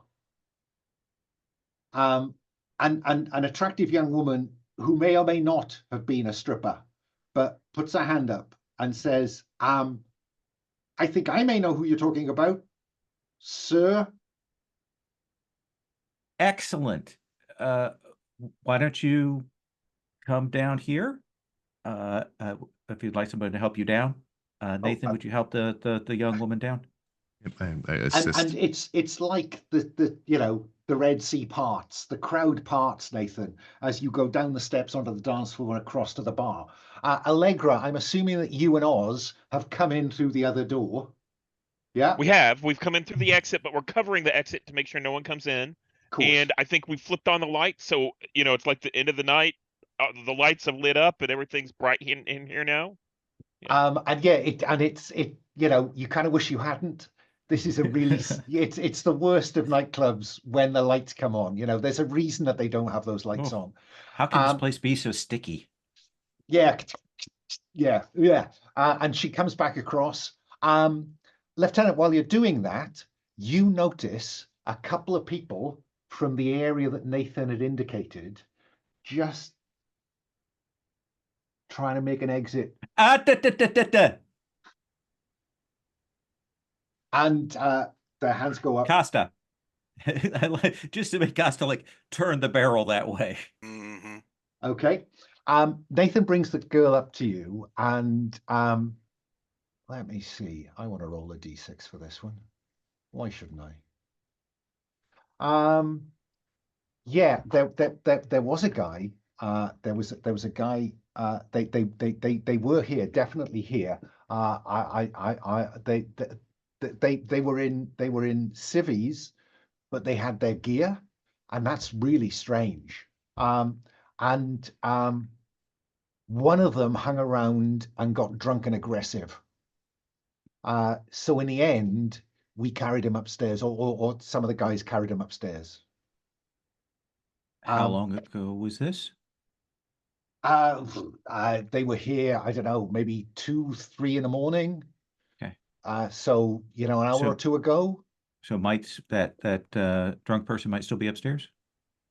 I guess so. Okay. And I think another somebody else puts their hand up and says rather drunkenly, might they have been looking to get off this shithole? Says a woman. They attempted to take the place of civilians evacuating, yes. Well, they've unfortunately slowed the evacuation until we can get this matter dealt with. Well, there was a guy saying, a guy approached me, and she kind of moves across the dance floor towards you, Lieutenant, and she's clearly a ship's crew of some description. Mm-hmm. And she says that there was a guy who came and I wanted to know if it was possible to book transit on my ship. And I explained that because You guys have stopped anything getting off the moon. I couldn't oblige. And I got the feeling, and this is why they may have gone, I got the feeling that they were going to make their own way to the spaceport. All right. Thank you very much. I will say we're going to move upstairs now, and then we're going to move out of this building. We'll hopefully have the situation dealt with. I raise my hand. I say, hopefully have the situation dealt with soon. And then we can get the rest of the evacuation underway. And at the back of the dance floor, there's a kind of gantry set of steps up to what appears to be a bunch of rooms. Maybe it's the VIP suite. I mean, Nathan probably knows whether that's where the VIP suite is. But yeah. So does anybody? Who's closest to that position? I think Costa. Oh no, Costa's covering him with a gun. I think it's probably Allegra and Nathan. And then I'll give them the high sign to say, like, go. We'll stand here peaceably, as peaceably as we can, with Costa covering the room. Yeah, with the smart, just swinging the barrel of the smart gun back and forth. Okay. Yeah, gantry up. 3 or 4 rooms. Nathan, is it you or Allegra who's taking point? Is this a rank thing or a rifleman thing? I think it's a rifleman thing. Yeah. So Nathan, you're on point. And yeah, there are 3 or 4 doors up there. What's the approach you take to the first door? Cross the door to open it from the other side. I'm familiar with the room opens up opposite me, right? And swing it open and glance in and say clear or not clear if I see anybody. Clear. It's clear. Go to the next one, do the same thing. Get Allegra to come across. There is a round one end of this room is a kind of, it looks quite plush, but if you put the lights on, it's pretty seedy. It's a kind of couch, and there's somebody kind of curled up on the couch, fast asleep. It looks like, rolled over away from you. What do you do? I will signal quiet. Looks like he's asleep. Let's quickly sneak into either side of the couch where he's at, and guns trained on him, and just verify: is it Reese? Is it one of the individuals we're looking for? Yeah. Allegra, is it you or Nathan who rolls him over? I do, so that Allegra, or so that Nathan can cover. Yeah. There's a hole in his chest. Well, no. Would you roll for stress, please, Allegra, and then Nathan? So Allegra first. Pick a dice that likes you. 2 dice. Just the one. If it's higher than your current stress will go up by 1. Okay. I'm gonna roll the stress dice. I think I've got that selected. It is a 2. It is higher. Stress goes up by 1. Done. Nathan, what about you? You've been cool as a cucumber so far. Oh, and still ice cool, Nathan. Ice. Yeah, they call you Ice in your squad. Yeah, there's a hole in his chest. It's like somebody shot him with a close up with a shotgun, except there's no entry wound in his back. I will radio down. Somebody's killed him. And who is it again? Is it one of the 4? It's Reese. Reese. It's Reese. He's dead. Someone bored a hole in him, it looks like. Sergeant Allegre, would you please confirm and tell me when they say bored a hole in him, what your medical opinion is? Can I just say, as when that comes through, Estevez is off like a jackrabbit across the room to those stairs. Now you could, Allegra, what are you saying? So I think I puked a little bit, and I kind of wipe my mouth, and I get back in the comms, and I'm like, it looks like he probably swallowed some kind of illegal material or something, and it blew up from the inside. Now, you get that for nothing. Do you want to roll the dice and see whether you can find out anything else from this examination, Allegra? I don't need to Since force you the to do that. lieutenant asked me, I am. Okay, I don't think that's my initial thing. That's my initial answer. And since he asked, I'm going to go over and make a closer inspection. fine. White dice, orange dice for your SciTech, and the green one if you'd like it. Who wouldn't want to roll 3 dice instead of 2? in This is particular stressful, scene. so it makes sense. So I'll roll that. Oh, and the middle one, the white one didn't roll. Okay, so I got my highest is a 4, It's not on and the the stress dice. is lower. That's fine. So I've given you what you get for nothing. This is strange. This does not look, there's no signs of burn. There's no sign of, explosive damage. Why would it just blow out the front of his chest, for Christ's sake? So this does not look like somebody, swallowed a grenade. Something happened with unknown tech here, Lieutenant. I can't explain what happened. We might need to get an autopsy done on him. Private comms to Nathan and Allegre. I will say the civilian consultant is making their way up there. Fall back when they come in and observe what they do. Estevez arrives at the door. Oz initially kind of sees her off. Sorry, ma'am. You mustn't go in there, ma'am. And Allegra and Nathan, you turn round to kind of leave her to it, if you will. And you're conscious of an acrid smell. And a sound that is kind of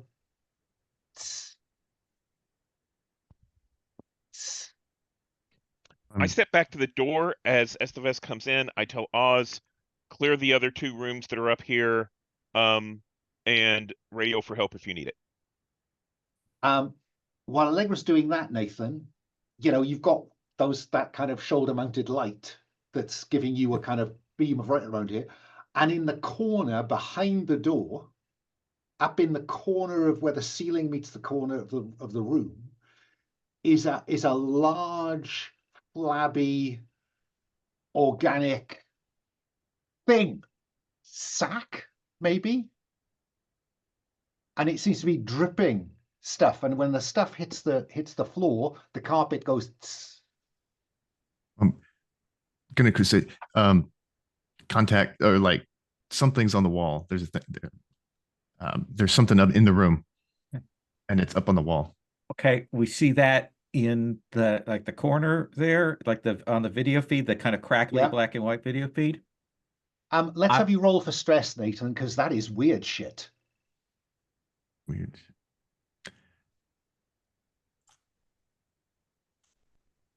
Finally, ice cracks. Stress goes up by 1. And it looks whole, right? Like, I can tell, it looks.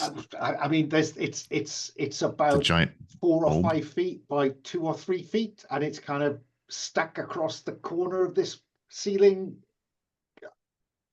and it's dripping this stuff that's kind of. I will warn Estevez and Allegra, like, stand away from that. It looks like it's burning the floor, like something's coming out of it and it's burning the floor. And once you do that, Nathan, roll me a d6 to see what happens with it. A 3. As you're looking at it, it kind of goes. Oh. And what you hadn't noticed before was a vertical kind of seam in the middle of it, and it's kind of bulging. Guys, this thing is active. It's alive. It's pulsing and growing. Hold position. Costa, clear the doorway. Stay out of the way for a second. Everybody out! Out! Everybody out now! Let's have you roll the authority again. Lieutenant, I'm going to let you roll white and orange, green if you want it, but you also get to roll the black bonus dice because Costa has already shot up the place once. Yeah. Okay, Uh, and black. Got 3 of them. Here's the black bonus die. So oh, I've got a 6. 6. Yeah, wow, as good as it gets.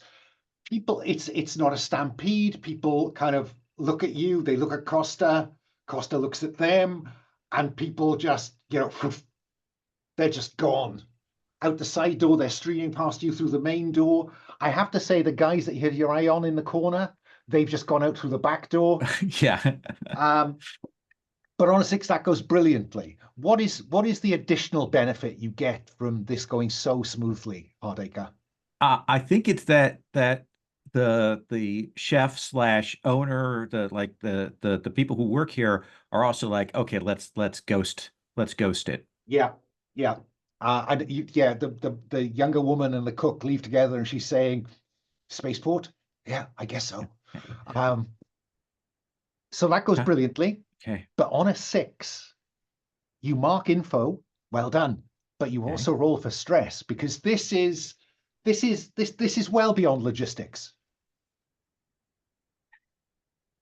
Yeah. Okay. So I'll roll that first red die, just because. So that is a 6. So stress goes up by 1. Yeah. But you got info as well. Info is this and if you want to check out the danger and info tab, you'll find out how you can spend it. So Nathan, you're in front of this thing. Allegra has gone to the door where Estevez is trying to get in. Oz is kind of, what's in there? What's in there, Sergeant? And down below you, the dance floor is cleared. Allegra, what are you going to do? Estevez says, no, have you found anything in there?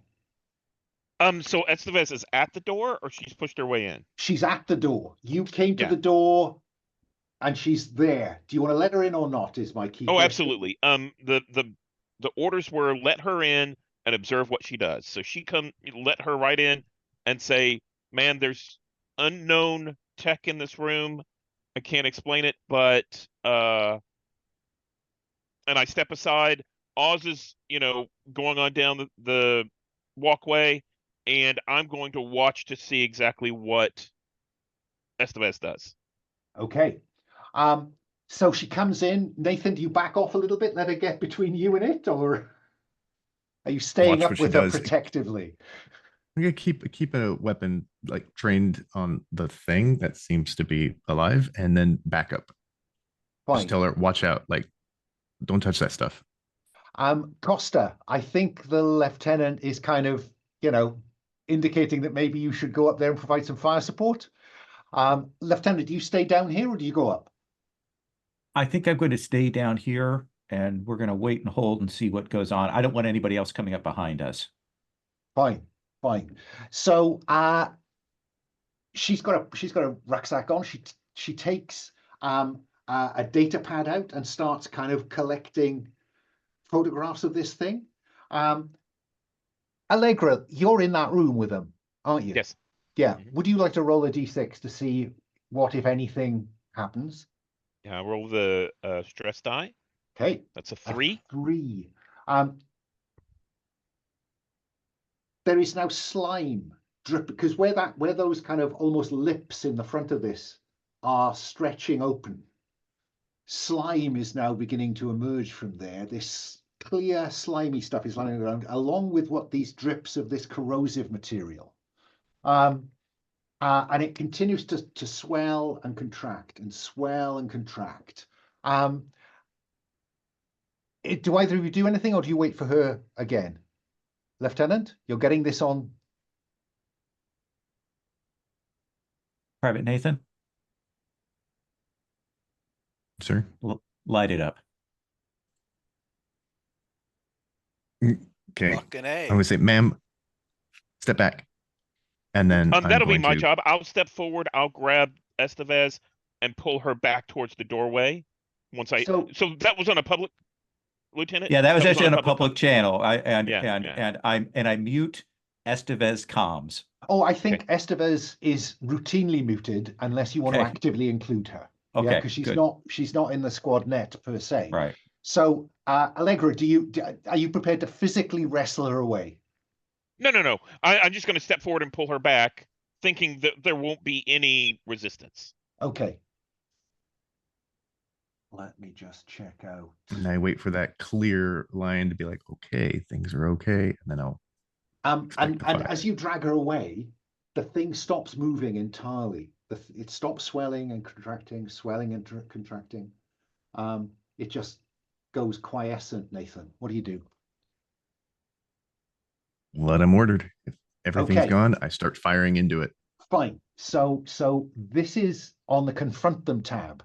So you want to do harm to this thing, I think. Yeah. So you are going to roll the white dice, the orange dice for fight and shoot.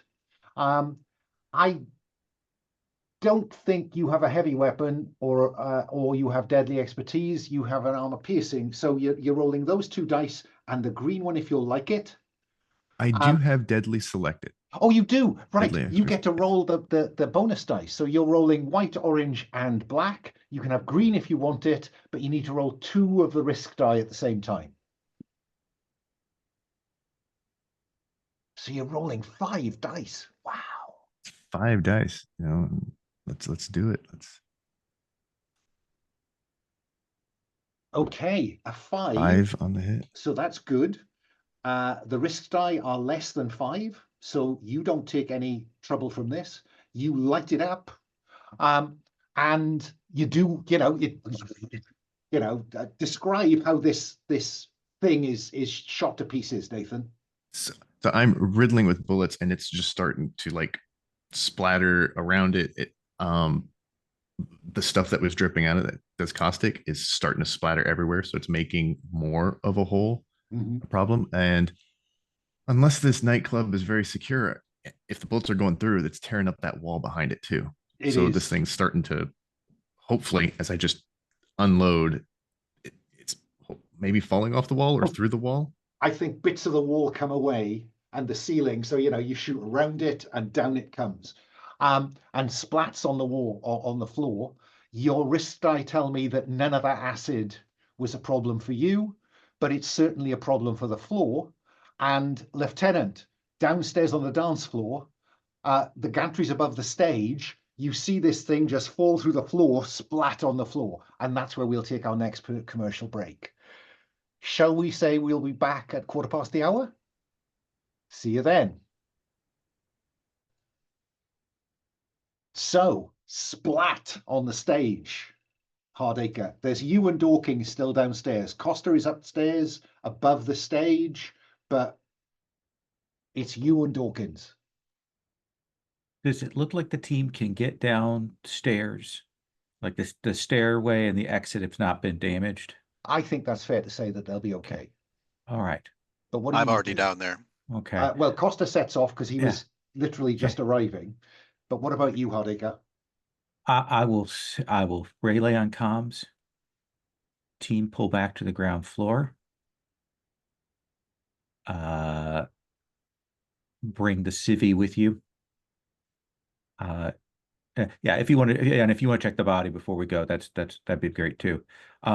Costa, get ready. We're going to be moving towards the spaceport, and I would like you to take point, as I think the situation has gotten more complicated. And that's when you see Hardacre. You've given the instructions. Costa will be down shortly.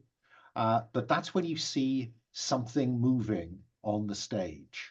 Oh, fuck. Yeah, roll I for say that stress. over the comms. Roll for stress.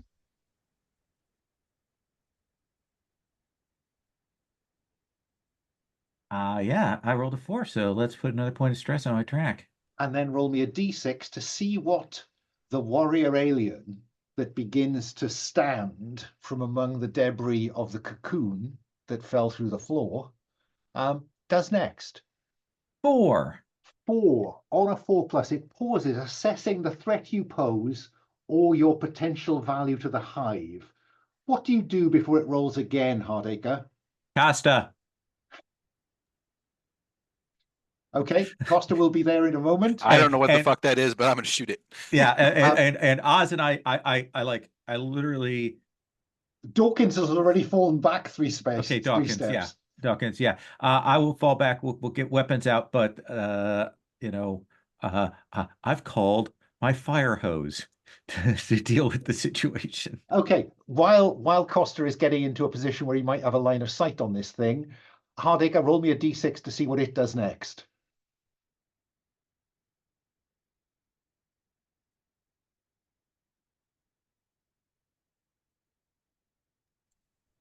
Muted.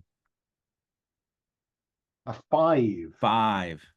It pauses, assessing the threat you pose again. If it rolls this twice in a succession, it moves like lightning, Hardacre, out the side entrance that Nathan Allegra came through. Costa, you might have the outside possibility of a shot, but it'll be without your expertise. It's really a Okay. snapshot in that direction, yeah? Yeah, I'll just like blow the wall out. In the hope you can guessing, deal with it. seeing which direction it was going, I'll just sort of like rake that whole wall. Yeah, that's how you do that then. So all right. you can still get deadly, but you don't get the orange dice. You got white and black and green if you want it. You are not at risk because it's running away from you. Okay. Yeah, I'll do the green die. Why not? Okay. That middle one didn't move. It didn't. Okay. It There didn't you go. matter. I got a six. 6. I will let you wing it on the basis of that 6. Yeah. So you know you hit it as it disappeared through that door. Just the swing doors, bang, bang, and you catch it on the second swing. But do I get info or whatever because of the 6? Info, Okay. and then you're going to roll for stress because what the fuck was that, Costa? Oh yeah. All right.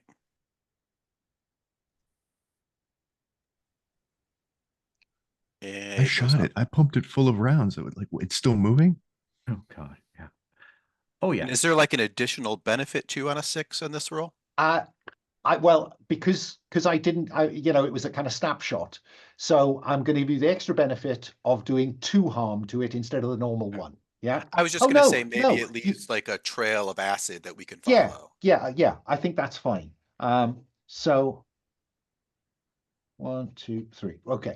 So I've put some harm in its way, Private Nathan. So don't feel you did nothing there. And Hardacre, that's when you hear the screams from outside. Yeah. Allegra, we're gonna let Allegra and Nathan finish out what they're doing up there because I know they want to check stuff, and then Costa and I will pursue. Nathan, do you wanna roll to search the body, or as the fire from below and the shouting of the lieutenant distracted you? I still have a mission, whatever's going on, so I will do that quick glance and go pot the pockets. Point of the any spear. Information I can find. Fine. White, have you got any expertise that might be relevant here? Mostly analysis. If he had any, if I do find anything. Yeah, no, I think it's the finding something. I'll give you the benefit of that. Yeah, an organized search. White and orange, green if you want it. I'm going to use it because we got to get going. We need to see if we get something. So let's see. A 6. It's on the stress dice, so stress automatically goes up by 1. Congratulations. But on a 6, you get there was a rendezvous at the old refinery on the north side of town. You get that for nothing. There's 2 other questions you can ask me if you want. So I find out, searching the body, searching stuff, there's a rendezvous on the north side of town. Do I see anything nearby in any of his stuff that would indicate what had happened to him, how this had occurred, as I check around the couch, as I check around the other area looking for something, backpack? So that's the first question. Is there any indication what happened to him, how he got this way? I will tell you there is some bruising around his neck. And some just some scarring in his scalp, like someone or something had kind of dug in to his scalp. Now that Old means though, nothing like, to Nathan, but it means a lot to us. Yeah, but it's like old scarring, right? It's not yeah, fresh. yeah. It's not in the immediate. I think you would judge that this is probably could be as much as 24 hours old. And you find the second one I'm going to give you for that 6 is I'm going to give you a letter. And it's a letter addressed to his next of kin. And the letter says something like, honey, I've got in deep here. Some really bad shit's happened. Those fuckers from Wayland Yutani have been messing with stuff. I don't know if I'm going to make it out of here because there's something in me.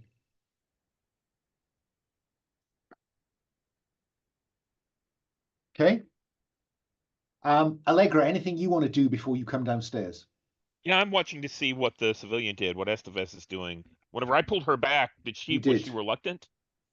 Yeah, she, you know, and her reaction when Nathan fired at it was no.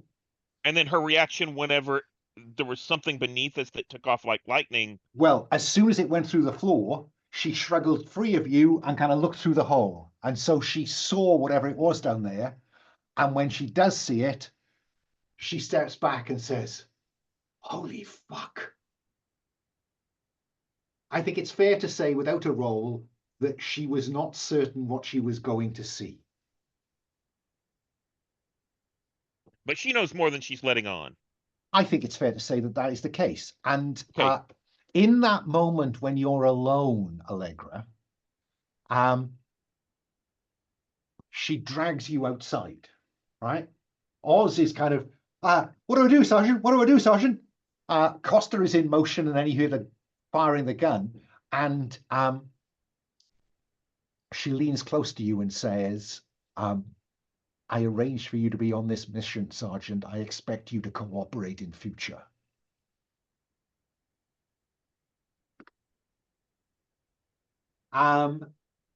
Hardacre, the screaming outside. Costa, with me. Let's go. Out the side entrance or out the front and round? The way it went with the trail. Fine. And I will turn to Dawkins and I will say, hold position here, Dawkins. Sir, yes, sir. And you know, he's on guard. Allegra and Nathan and Oz, and you know, so we've taken to call him Oz already. Yeah. Oz and Estevez, you come downstairs in time to see the lieutenant and Costa going out through the side entrance, the VIP entrance. And when you get outside, there's just panic. Because clearly a lot of the locals who went out got outside in the cold. The snow is intensifying. They've gone out there without, you know, there was no time to go get their coats from the cloakroom. So, you know, some of them are kind of like this in the cold. And in the middle of them is this thing. Just, you know, looking round. What do you do, Costa? Because I get the feeling Costa may be slightly heavy on the trigger finger, may not necessarily want to fall in with a line of command. So Costa, what, if anything, do you do? I might be a little late because I was wondering all those drinks left on the table. Maybe I slammed a few of those. Slammed a few shots on the way out. You burst out through the door. You see this. You look over your shoulder. There's no sign of Costa. What do you do, Hardacre? Butter. I light it up. Okay. So I do the cost-benefit analysis. Deadly alien, hit some civilians. Absolutely. No. Let's have you roll a d6 for what it does as you kind of draw a bead on it. A 5. A 5. Again, it seems confused slightly, so it's kind of looking around at the. I say, look, you can't see any eyes. It's just look. It seems to be scanning the people around it when you let it go. So confront them. You are rolling a d6 plus fight or shoot expertise. The bonus dice is not available for you yet. Well, it won't be available to you. You haven't got a heavy weapon and you're not deadly. I will spend the stress die. Go ahead. No risk die because it's too far away from you to be a risk to you right now. So that is a 6 on the expertise. Oh, wow.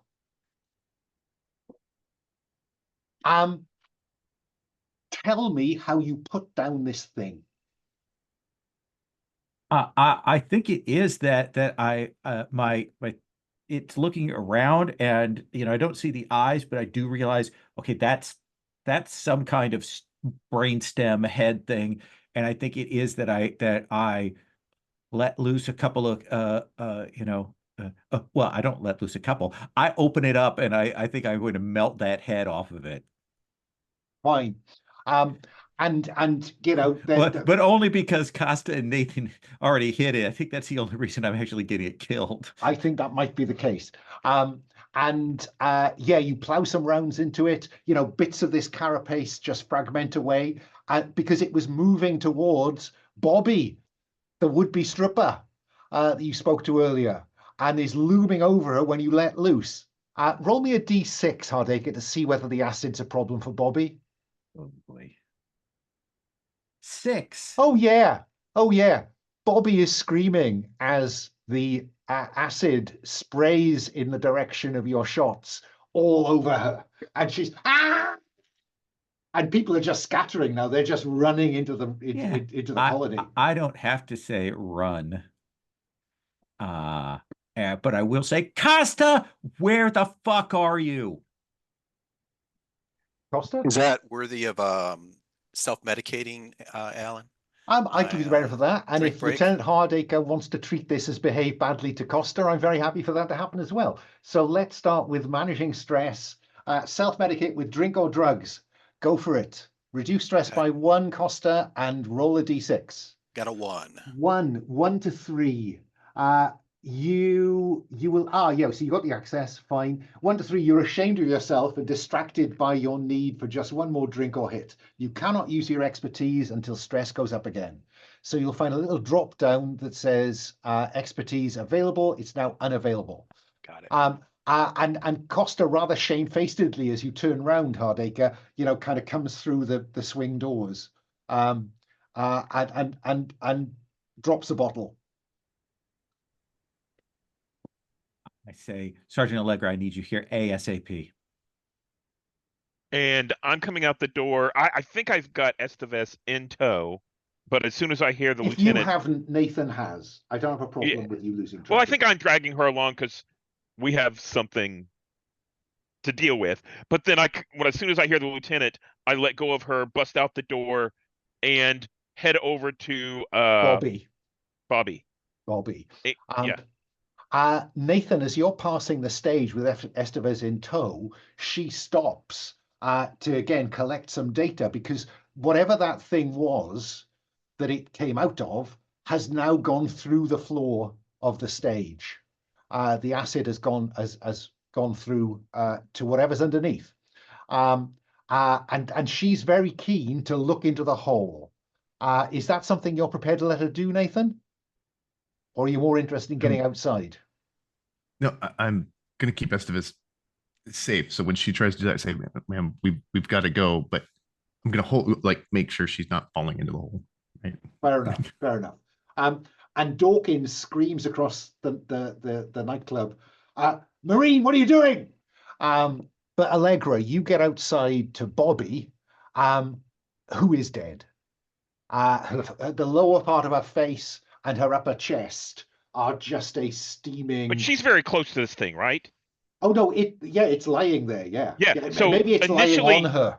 Yeah, as I come up, the initial thing is to grab her by the foot or arm and drag her away to a safer spot so I can then take a look. Yeah. Yeah. Now there is a spend for danger. Declare that a threat has 1 extra stress in reserve, allowing them to make a threat move, challenge it. Yeah, so I'm going to spend a danger. There we go. What's the point of having it if you don't spend it?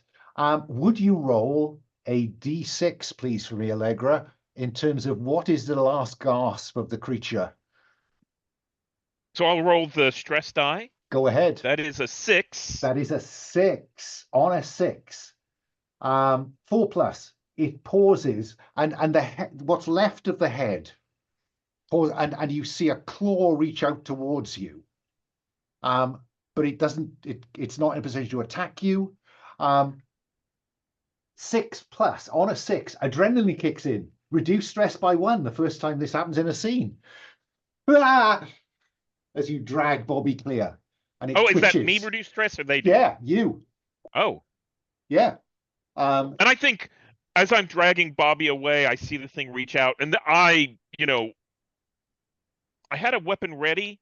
I think I'd kind of let it drop to the slide on the sling, but that's whenever I grab it and hold and shoot it again. Yeah. And that's it gone. I can only do that once just for reference. Bobby is clear but dead. People have scattered. Costa is caught up. Dawkin is still on duty. Nathan and Estevez, you look into the hole and you can see it down there. It's probably about 5 feet down. And she says, I need to get a sample. Private. Man, you saw what this thing did to the floor. Unless Yeah, but we got look, a ladder it's or gone all the another way way through. down. There's nothing down there but trodden earth. Come on, lower me down. I'll make it worth your while, Private. Breathe, and then I'm gonna say, okay. If Costa hears that part, he'll do it. He'll lower Oh it no, down. Costa's outside. help. Costa's outside. We find maybe a hose rope, like what she needs to crawl down there, right? Just to lower herself down. Fine. Yeah, just lower herself down. And then out of the rucksack, she takes what looks to be a specimen jar of some description, and you see her lifting some fragment of this thing into the jar and tucking it away. And then you catch up with the others outside. Yep. And I do want to relay. I've got this letter from Reese's body. Yeah. There was apparently a rendezvous in the north, and that there is he was inflicted by this like a day ago, like 24 hours. So we're not certain if the other team may have been impacted as well, right? If he's the only one. You say it's a rendezvous north. Does it say where they're supposed to meet up, or is that the indication there, or is it? It said the oil. Yeah, it's the old refinery. Okay. Old refinery, north side. All right. And general knowledge tells you that the old refinery has not been in use for a decade. Okay. And that they were messing with some Weyland-Yutani equipment. Okay. Or involved with them. All in the driver.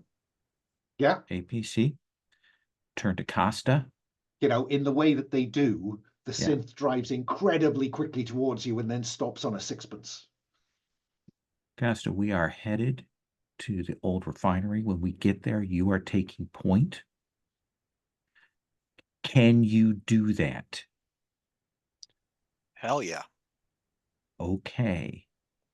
And then I want to turn to our civilian consultant and step over to her. And I will say, I am not going to ask you any questions because I already know what your answer is going to be. Don't open your mouth. I'm going to tell you at this moment, should the lack of information that we have cause harm or death to any members of this squad, I am going to put a bullet in your head. I'm telling you that right now so that you can be aware of what information you want to share or not share with us as we go further on this mission. Now, do you want to remain on this mission or do you want to leave? Your I, choice. I think I need you to roll the dice here with authority to just get a Okay. feel for what her reaction is going to be. So that's white and orange, green if you want it. Okay, I'm going to take that green there. That's Oh, a 6 on the 6. middle. What is the extra benefit you get for the basis of that 6? Because she is, yeah, no, I understand. I think she understands that I am in no way, shape, or form bluffing. No, That absolutely. I am saying this with absolute and complete sincerity. And I do think this is behaving badly. I think it is. I think it is. But on a 6, I think that if for because you've got a 6, it goes Yeah. very well. Mark info before I forget, but you are going to roll for stress. And I think that the reason you're going to have to roll for stress is because she says, would you rather I found out about this or Wayland Yutani? And she gives you the distinct impression that Wayland have got a team on the ground, kind of wanting to recover these things. Okay. That's Okay. info we needed, so that's good. So roll for stress. We'll get that out of the way, and then we'll do the behavior. Oh, roll badly. for stress or just take stress, you said? No, if the 6 is on another dice, Okay. then you roll for stress. Okay. So that's 2 that is below my current stress. Stress does not change. Okay. And now we can have the behaving badly. Okay. I'll Because, roll yeah, the middle. you certainly put her in her place. I will roll Reduce that stress by 1 and roll a d6 to see what the consequence is. just a 1 on that behaving badly.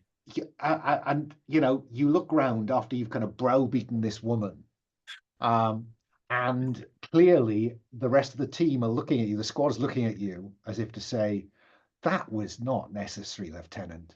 So your inadequacy is clear to everyone. The other person pities you and you are ashamed. You cannot use your expertise until stress goes up again. Okay. But she knows I'm going to do it. That's the most important thing to me right now. She does. She does. She pities the approach you took, that you felt it necessary to browbeat her that way. You bully. And now, because I'm waiting to say this, I will say, Marines, we are leaving. What about the alien? What about the bug? Like, do we just leave it here? Like, we are not part of the Estevez. cleanup crew. I will take a grenade, put the little timer on it, put it down. I mean, just before do you have a grenade in your inventory? Oh, and if who you has do, a grenade? you will use it up. Yeah. Let's see. No, I don't have a grenade. Take it from the APC. Yeah. I think we just leave it. You could call it into Major Hatfield. No, I'm not contacting HO command on this. We're going. I'll carry out a whole bunch of alcohol, pour it in the hole, and we'll light it. We can light it on fire. Thank you.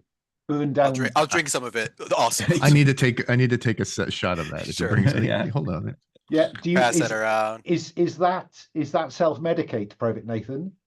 Yeah, I'm gonna have to after all this. Then I'm just like, this is getting out of hand. So you disperse the team, Hardacre, to burn this down. You drag the remains of the alien warrior into the middle of the club and set fire to the club, in effect. So Nathan, reduce stress by 1, then roll a d6.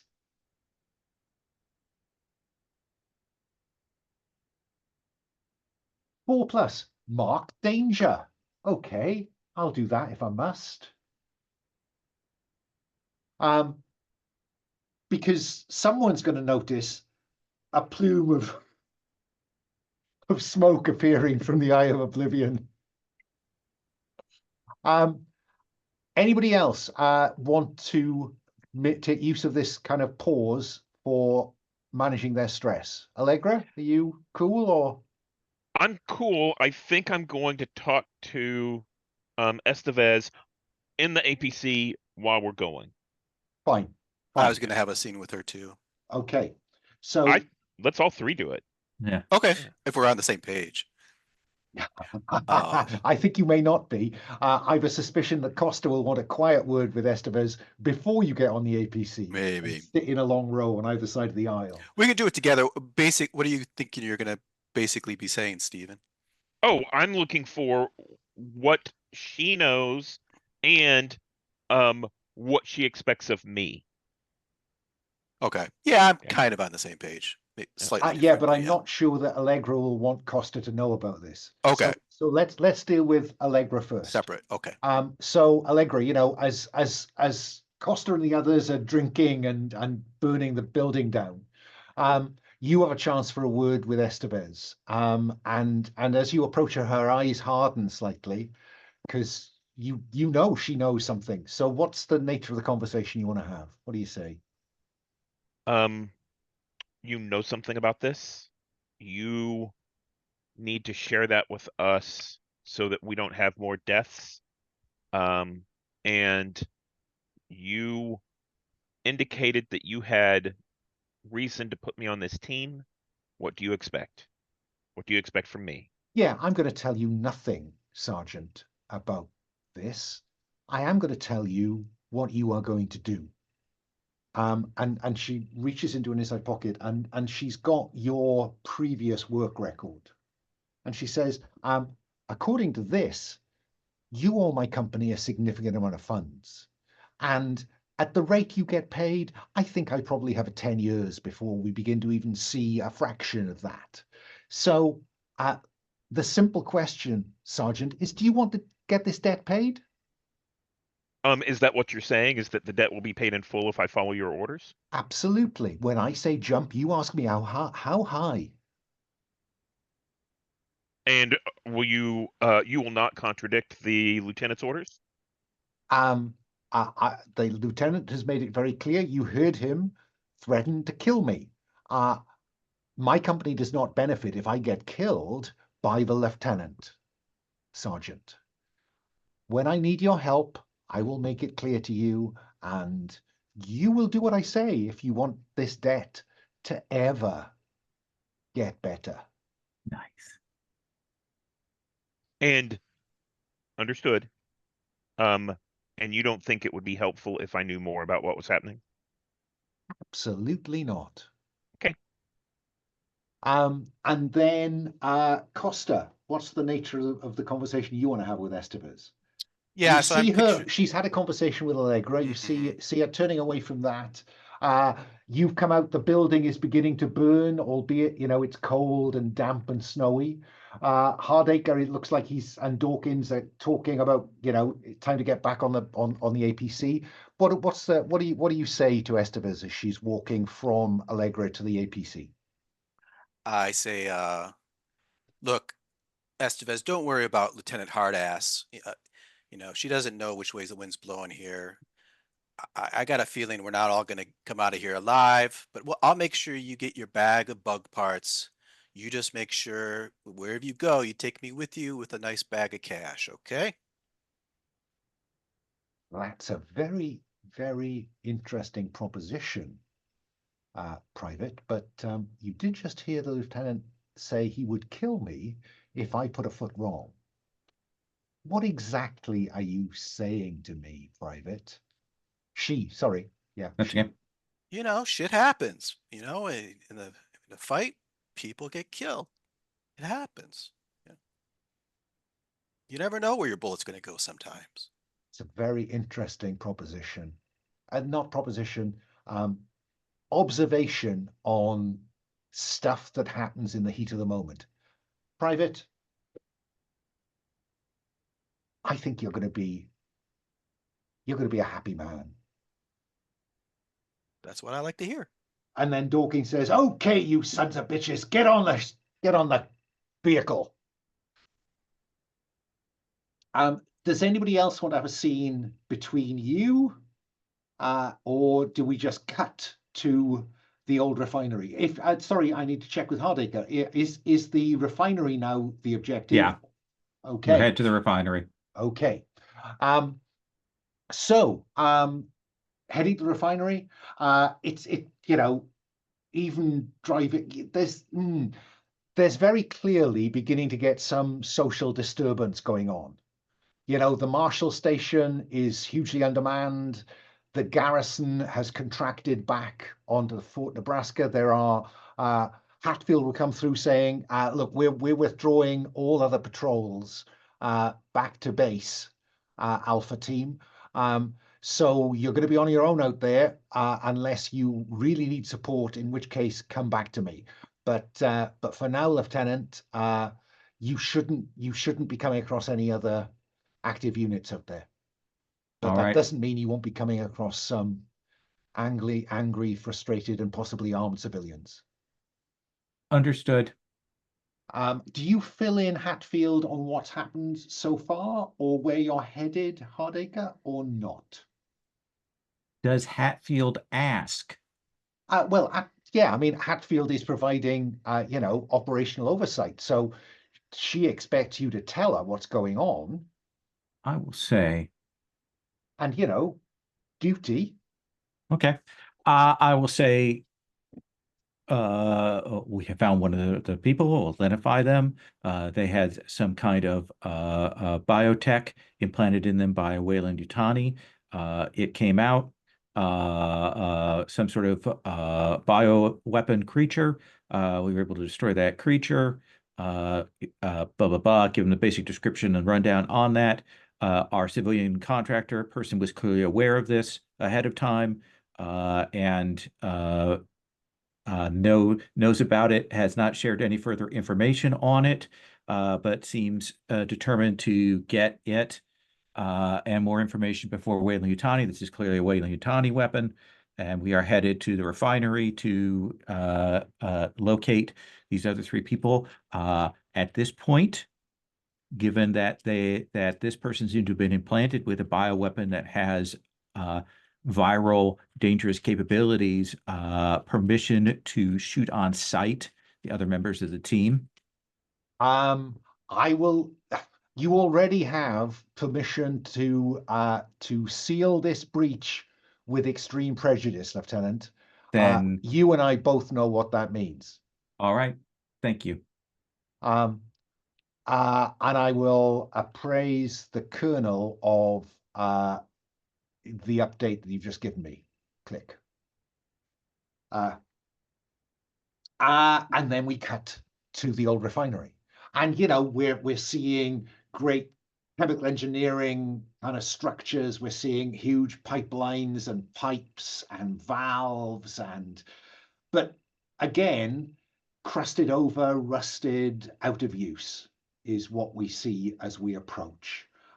Again, Jane will seek advice as to, where do you want me to put you down, Lieutenant?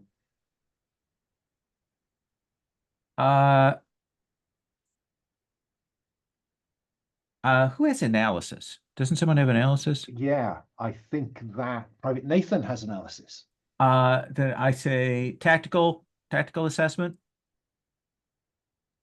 Private Nathan, let's have you investigate with analysis, and then you can think about what questions you want to ask me. So you still have your expertise available. So that's white and orange, green if you like it.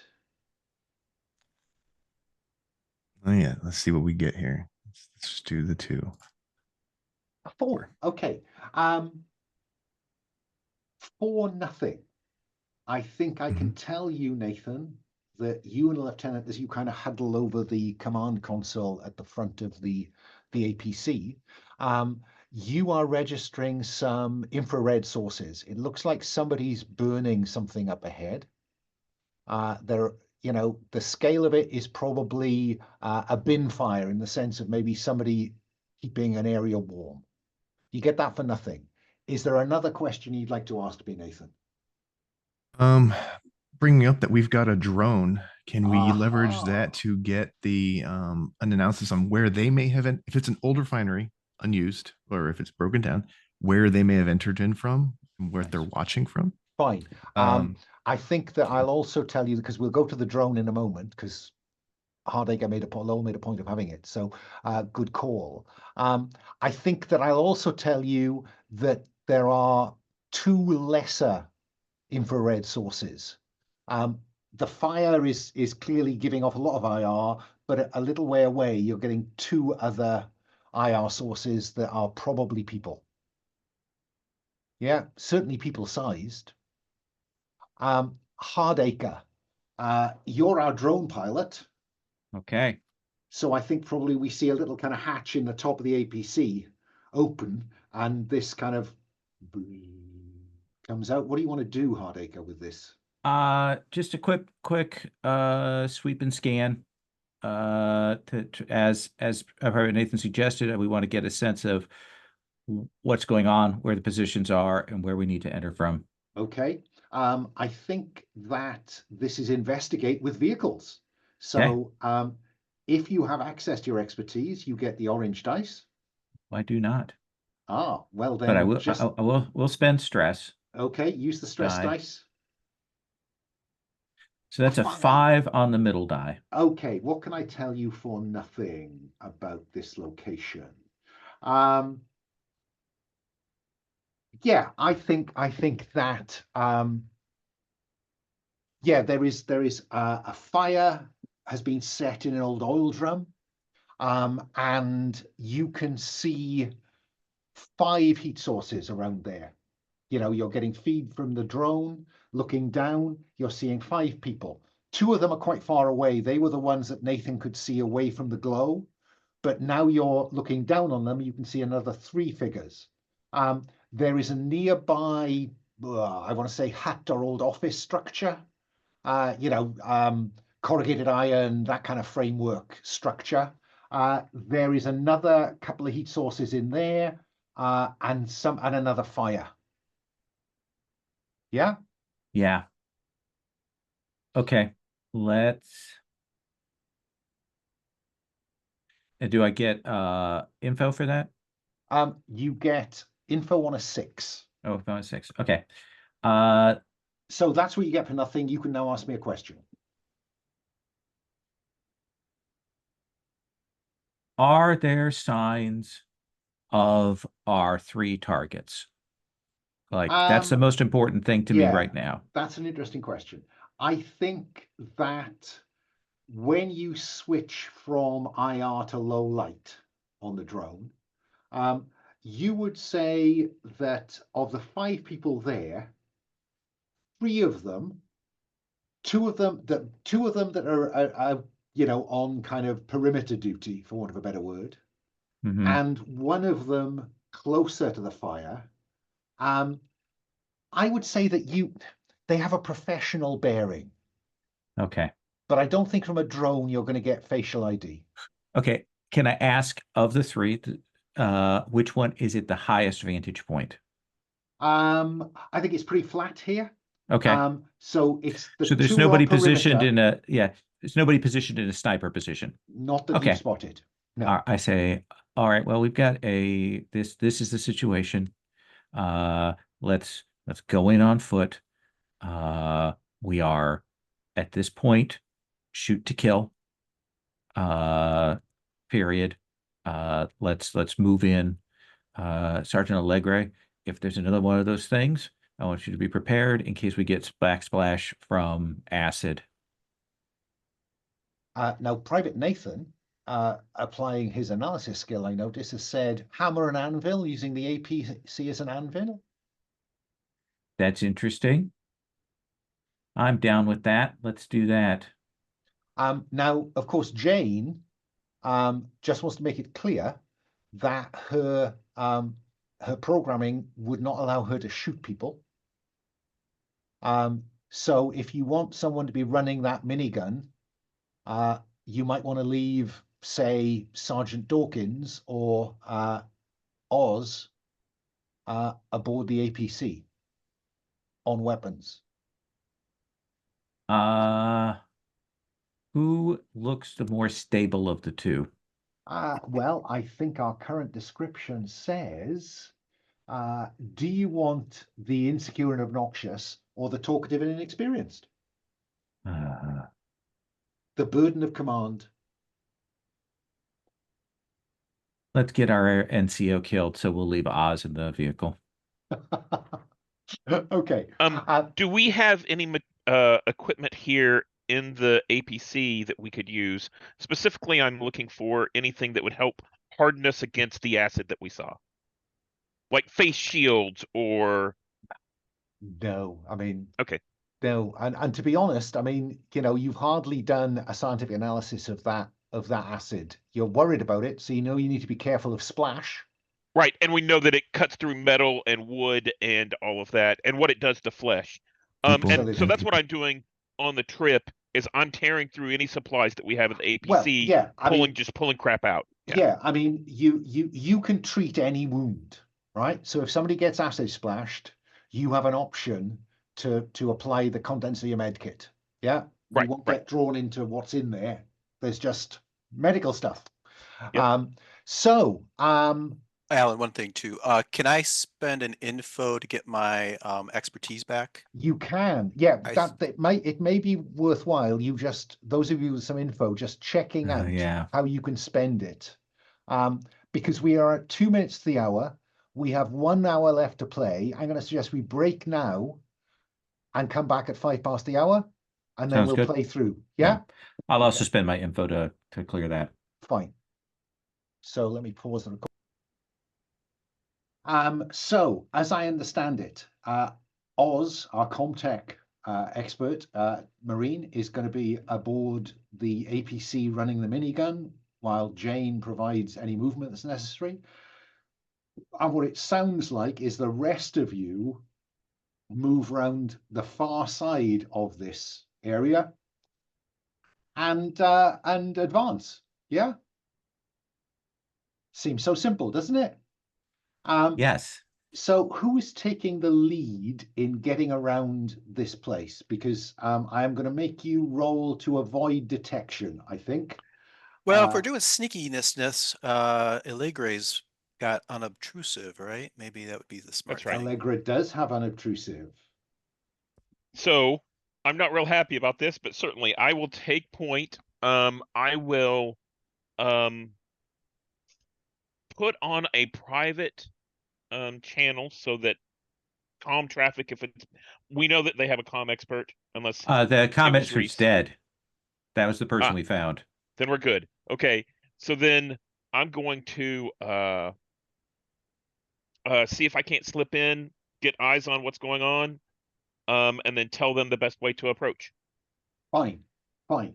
So you're There going. were there were two smaller heat signatures, right? Is what you said? Just There so are There were a total of 5. five right? altogether, 2 on the perimeter, who appear to be behaving professionally in terms of maintaining some kind of perimeter, and then 3 near the heat source in the middle of the camp, which also has this old ramshackle office structure, in which there's also a heat source and a couple of what you take to be a couple of people. Yeah. So what I'm hearing is Allegra is setting off to find the route through, and the rest of you will be called up when Allegra is comfortable. Yeah. Okay. Yeah. Sounds Okay. good. So that puts Allegra out on her own, just for reference. Mhm. Now there is a managed stress, which is you go off alone to get your shit together, somewhere to relax. Is this are you looking to manage your stress while you're off on your own in potential danger, Allegra, or is this simply doing your job? So my stress level is, at the base Oh, fair enough. Oh, level. yes, I've just noticed in the chat, Sergeant Allegra Yeah. with no stress. I was stressed, but something happened, a good die roll that caused me to reduce it. Yeah. Fine. Okay. So let's have you roll with your unobtrusive to get to a position where you can guide the squad in without any danger. I think I'm going to say that Estevez is aboard the APC. I don't see why Estevez would put herself in danger like this. So white and orange if your stress is available, and green if you'd like it, Allegra. Yeah. I will definitely roll stress because I'm not super happy about being out here all by myself. Okay. So look, you've got a 6 on the orange dice. Nothing's going to change if you re-roll that white one. So 6. This goes really well. Mark info. Yeah. Yeah. And we'll come to why I'm going to make you roll for stress in a moment. But how does this go really well? What's the additional benefit you get? I see one of the heat signatures that's basically keeping watch. Yeah. And I think something delays them so that rather than being the exact opposite of each other and having, a 50% duty cycle, I think one's like there's more time. There's a span in there where the rest of the group can come in. Okay. The reason you're going to roll for stress is because though this guy is certainly wearing an overcoat, a civilian overcoat, in the wind it flaps open and you see that it's a UPP commando. Okay. In battle dress. And I'm going to roll the stress die, the green die. Because of that. And I got a 1. Which means your stress doesn't go up, but you can report in. So the team can come in undetected, but you now know that at least one of these people is a member of the UPP Commando Corps. And then what happens? Let me start with Costa, because again, we get the sense Costa is a little bit impetuous. So once you're in position, Costa, what do we see you doing? Do you wait for the go code, or do you do something? No, I think we see I've got that little ocular thing over my eye, lighting these guys up. Targets are nice, lit up. Let's do it. Do you target the group in the center because you have the range, or one of the guys on patrol? I think since I have I think this gun doesn't it have like mass or I forget what you call it in the game. It allows you to hit multiple targets. Yes, it has. So I think that's what we're doing. AP, heavy, and area. We're gonna go for target intense. The hit group as in the many middle. of them as we can. Light them up. Heavy area. Yep. Yeah. Okay. And then I'll come to the rest of you, rifleman, Hardacre, and then our medic. So let's have you do this then. So you are going to confront them. You get to roll the white dice, the orange dice. Is your expertise available to give you the deadly dice? Yes, because I spent that to get it. Yep. You can also roll the stress dice. Sure. Because you're going to try and hit a lot of them, there is a chance you're going to get some reaction. So I'm going to make you roll one risk die. One risk die. Okay. It's hard to get. It's like when you select a die, it unselects a die. Yeah. But I think I got it now. Here, let's see if it works. No, that middle one did not move.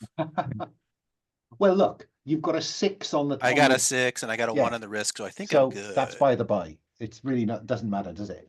No. So on a 6, you can take out 2 of the 3. Yeah. Okay. 2 of them go down in a heap. The other one takes cover behind the oil drum, and that saves them. Mark info. But roll for stress, Costa, because you hear a scream from inside the hut. A human scream or something else? Do you want to consider investigating when I come back to you? Okay, sure. So Hardacre, Costa has taken 2 out of 3 down in the central group. Private Nathan, which is your target? In the central group or one of the 2 patrolling? Alan, does the stress go up if you're equal or above, or is it only if it's above that you roll? If it's a stress. I rolled a 2 and I have 2 stress. Does it go up? It doesn't. I'm good. Okay, thanks. Sorry. Nathan, pick a target. There's 1 in the center, 2 on patrol. One's on the patrol.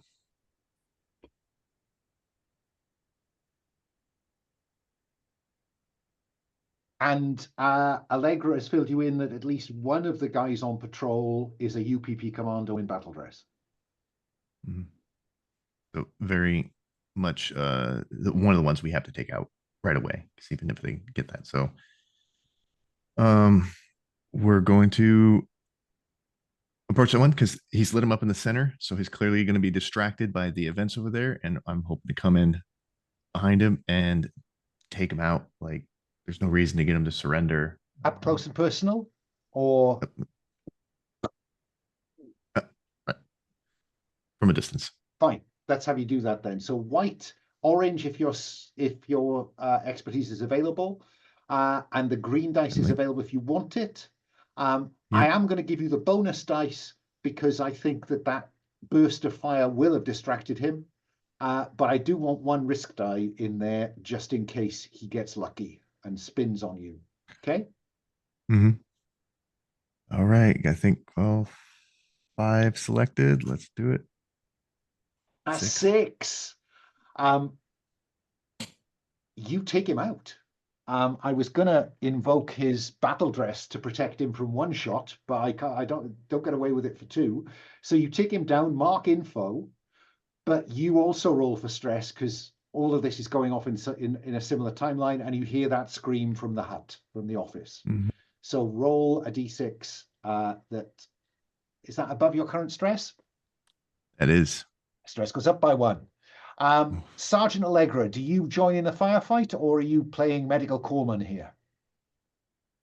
I'm a Marine first, so I think I'm going to join in the firefight. I think that Costa has everything covered out in the center, but there needs to be someone else who's taking care of the other guard. Yep. They're professional, so I'll go after the other one. Yes. Okay, do that thing. Okay, so that's the expertise. White, orange if your expertise is available. Yes. Stress if you want it. I think now I'm not going to give you the benefit of the bonus dice because I think the element of surprise is eroding with time. Okay. But And one risk die just in case. Okay. Let me roll those. Oh, dearie me. The risk die is a 6. My highest is a 3, and that's equal to my stress. Okay, so 1 to 3 you fail, or the GM may offer you success at a cost. No, I'm going to have you fail. Okay. I'm going to mark danger.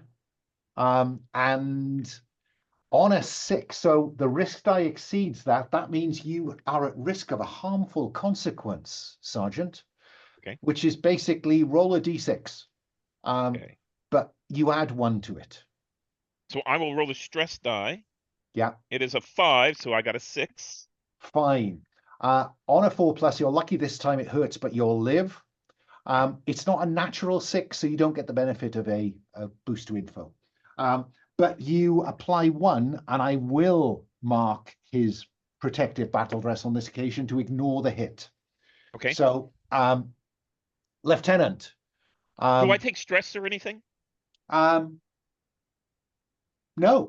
Okay. Oh, yes, you do. Sorry. No, the 6 means you had a harmful consequence, but you rolled high enough for that to be it hurts, but you'll be fine. Okay. Yeah. Hardacre. Certainly 3 of them are down. 1 is in cover behind the burning oil drum, and the one that Allegra shot at has taken cover, gone prone, taken cover. And there is the screaming from the hut. Okay. I direct Oz with the APC and those guns, and I say, please level that hut. And I will take a shot at the person hiding behind the barrels. Fine. Let's have you do that one first. We'll see how Oz does with the minigun in a moment. Okay. So expertise applies. The stress dice is available. And 1 risk die.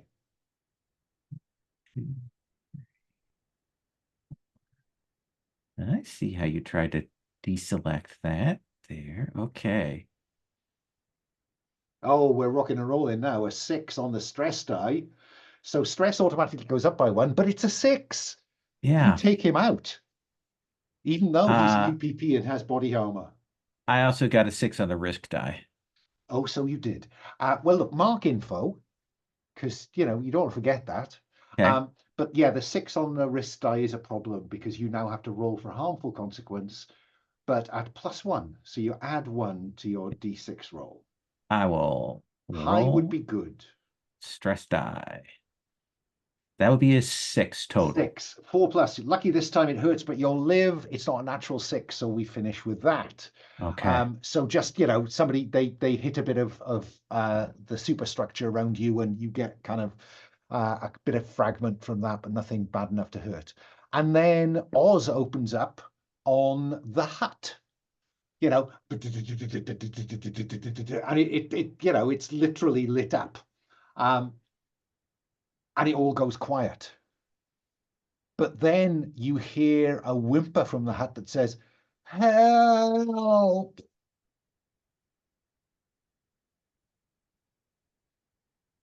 Oh boy. Because I think I am going to, yeah, I think I will invoke a new NPC and spend a bit of danger to do it.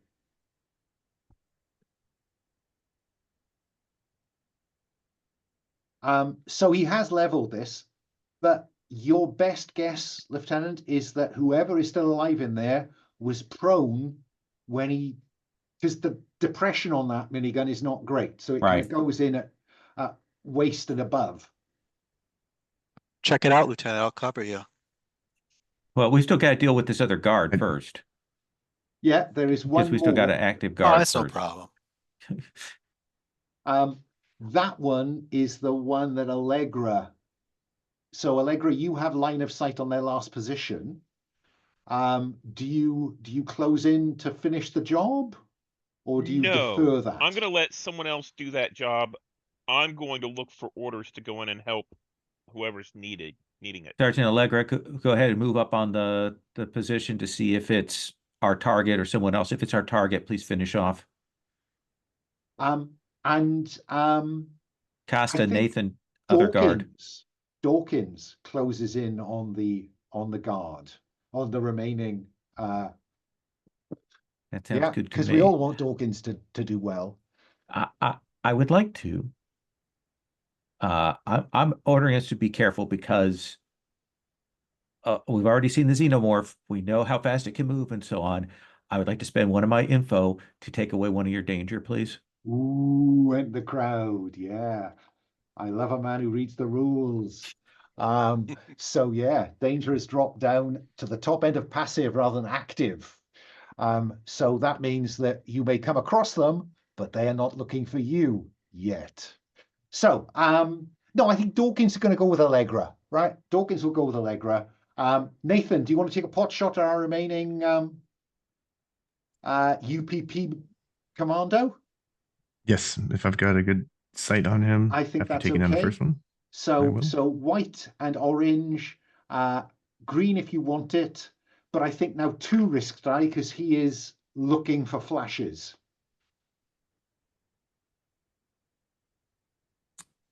I will go ahead. I'm double checking my stress. Yeah, let's do it. It's already high activity. A 6, and it's not even on the 6 on the stress orange. die, and there's nothing dangerous on the risk die. So on a 6, goes brilliantly. How just describe how this makes you look cool, Nathan. So I come after taking down the first guard, I go over to him, I check where he's at, confirming the kill, and then identify where the next guard is. And as I see him panicking, looking around for the stress shots, I wing him. I just scope him out and catch him just as he's looking to spot me. I get him right in the eye. Just, Spot on, spot on.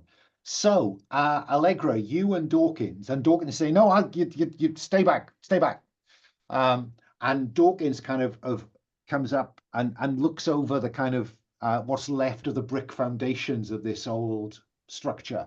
And he says, confirm 1 kill, one looks wounded to me. Identify. Dawkins goes over the wall and disappears from view. I will follow and go towards the wounded. Fine. And as you look over the edge of the wall, Allegra, you see someone standing up.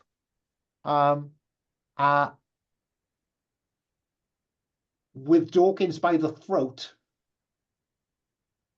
lifting Dawkins up and throwing him towards you. What do you do, Allegra? I open fire. Fine. Let's have you do that. I'm going to take your expertise away on the grounds that you have another Marine flying towards you. Right. So that's the white dice. You're not at immediate risk yourself yet, so you can have the green dice if you want it. Okay, I'll take the green dice. Go on. So I'm rolling 2 dice. You are. Oh, and that middle dice didn't roll. It rolled a 1. Stress So goes this- up by 1, unsurprisingly, but Yes. you pump around into this. This is the. I mean, this is odd. This is this looks like a civilian. Bears some resemblance to one of the AWOLs, but you can't be certain because their face is distorted. The eyes are filmed over. There are the veins over their skin are black. And they seem to be in a state of confusion or distress. It's difficult to say. What do you do, Allegra? Oh, I've ducked out of the way of the Marine who's coming after me, and I'm just going to keep firing. Okay, then let's have a D6 to see what it says, what it does. Okay. Allegra. So I'll roll this green die. It got a 6. You got a 6. Okay. Oh, wrong one. Sorry. There we go. On a 6. So 4 plus. It's a he. He stands up, appearing confused and uncertain what to do. And having thrown the sergeant away towards you, who lies in a crumpled heap over there, you hear him say, I'm a Marine. I need help. Yeah. What do you do before it rolls again? So I want to make sure I understand the situation. Oh, and on a 6, adrenaline kicks in, reduce stress by 1. Okay. So if I understand correctly, this guy called for help. Yeah. We went over. He picked up Dawkins like he was a rag doll, threw him, Yeah. and then said, "I'm a Marine. I need more help." Correct? Yes. Great. So I'm continuing to fire at him. Right. You'll need to stand and get a decent line on him. So let's have you do that before I ask the rest of the team what they do, because you're kind of just sweeping up. So Allegra, go for it. Even better. Okay, I do have. Let me make sure I marked it. I think I have a stun grenade. Ooh. No, I did not mark that. Sorry. So yes, I'm just going to fire at him. Fine. So white and orange, green if you want it, but I want 3 risk die because I need to know what it's going to do when you fire at it. Okay. Him, not it, him. Okay. So I got a 6 on my expertise. I got a 6 on one of the risk die. The other 2 risk die are 1s. Fine. So the 6 that you roll means that you do 2 stress on it. Okay. Yeah. And then it leaps over that wall and floors you. The 6 on the risk die means you need to roll a d6 -2 for a potential harmful consequence. So I'm rolling the green die. Okay. That is a 2, so I got a 0. A 0. Okay. Well, the consequences are serious. Tell the GM it's mortal. You fill your stress track and die. It's bloody. You'll die after 1 more action without medical treatment, or it's painful. You cannot use your expertise until you get medical treatment. I think I'm going to use the it's bloody. I will die after 1 more action without medical treatment. Fine. And this thing has launched itself at you, thrown you flat. I think what this looks like is it's jumped, and whenever it landed on me, it pushed me into some of the debris, which pierced me. Fine, that works for me. And it sets around just beating you, seeking to beat you to death with its fists. Hardacre, your wrist comm shows this happening. What, if anything, do you do, Hardacre? I say, Costa, Nathan, follow up, and I'm going to start to move to where the trio were shot to see if I can confirm any identities there. Fine. So you're doing an ID check. Nathan, oh no, Costa, you went first in this firefight, so I think you're probably most available at the moment. What are you doing, Costa? I'm gonna keep my position of kind of an overwatch, and I'm not sure if this is canon, but in my world, the smart gun, through the reticule, it lights up the targets as red, but if it's a Okay. friendly target, it's green. But I'm gonna hit the little override that turns everybody red, so Yeah. it could shoot whoever it needs to. And I'll tell if she happens to be nearby, I'll tell Estevez, stick with me.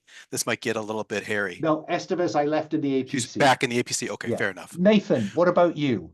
Costa hasn't done anything, but then he hasn't been told to do anything. Do you take? Well, I said follow up on the. Oh yeah, you the- did. You did. so- You did. So Nathan, what do we see you doing? Because in the we can hear- flickering light of the bin fire, you can see Allegra, against the piece of rebar, and this person. What do you do? Going to rush the thing from the side and gun it, so I'm not shooting Allegra. It's pounding Allegra. That's what you said. Yeah. So we're gonna try to shoot the thing from the side and get it off Allegra and potentially onto me. Fine. Um, So is this and- about and- attracting its attention or doing harm to it? attracting its attention to get it off Okay. of Allegra. Okay. We need, and calling medic because Allegra's injured. Needs serious medical condition, right? Is what I heard. Yeah, and Yep. Allegra is the medic. So let's see how this goes. So Private Nathan, I think this is roll to do something else, but Mhm. with your weapon expertise and your deadly. Yeah. So I'm going to give you white and orange and black and green, and I'm going to roll one risk die to be indicative of whether Allegra gets any aggro from this. Mhm. Yeah, it's not going to do you any harm, but let's see what happens. They'll go grab its attention to come Yeah. at me, Yeah. off me. Exactly. If you And then, succeed, it will leave her alone and come at you. Oh yeah, Six Yeah. on the. yeah, Double but yeah, there's a 6 on Allegra there. So Allegra obviously got winged by something, or when it let her go, maybe it dragged her off that rebar, and Yeah. that's worse than being stuck on the rebar. So Allegra is going to have to roll for harmful consequence, but its attention is now on you. But you rolled a 6. What is the extra benefit? The thing is coming after me, and I definitely want to chase it have it chase me towards the anvil. Like we have Oz set up ready to do this, like just in case. So Yeah. I can't help Allegra, but I can at least get this thing away from Its it. attention is on you. If you run, it will chase. So Allegra, let's have you roll that d6 for a harmful consequence. I'm gonna roll the stress die, the green die again. Okay. That's a 1. Okay, so 1 to 3. It's mortal. Fill your stress track and die. Okay. Or the only one that's left to you is it's painful. You cannot use your expertise to get medical treatment. Okay, so let's use that. Okay, but then you are going to have an action to apply the medical aid. So Nathan is running back towards the APC, and this ex-human, ex-marine is running after him. As you see it pass Allegra, you can see that its face is deforming. It looks like it's swelling in some way at front and back. Hardacre.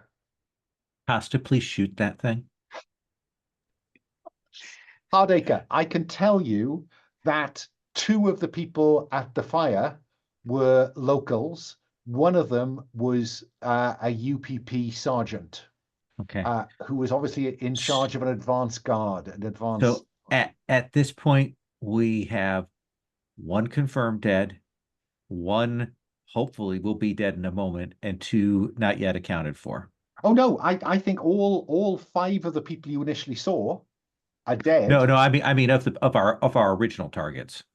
Of the original 5, they're all down. They're all. No, I mean, Oh, sorry, the AWOL. Marines, the Yeah. AWOLs. I'm sorry. Yeah.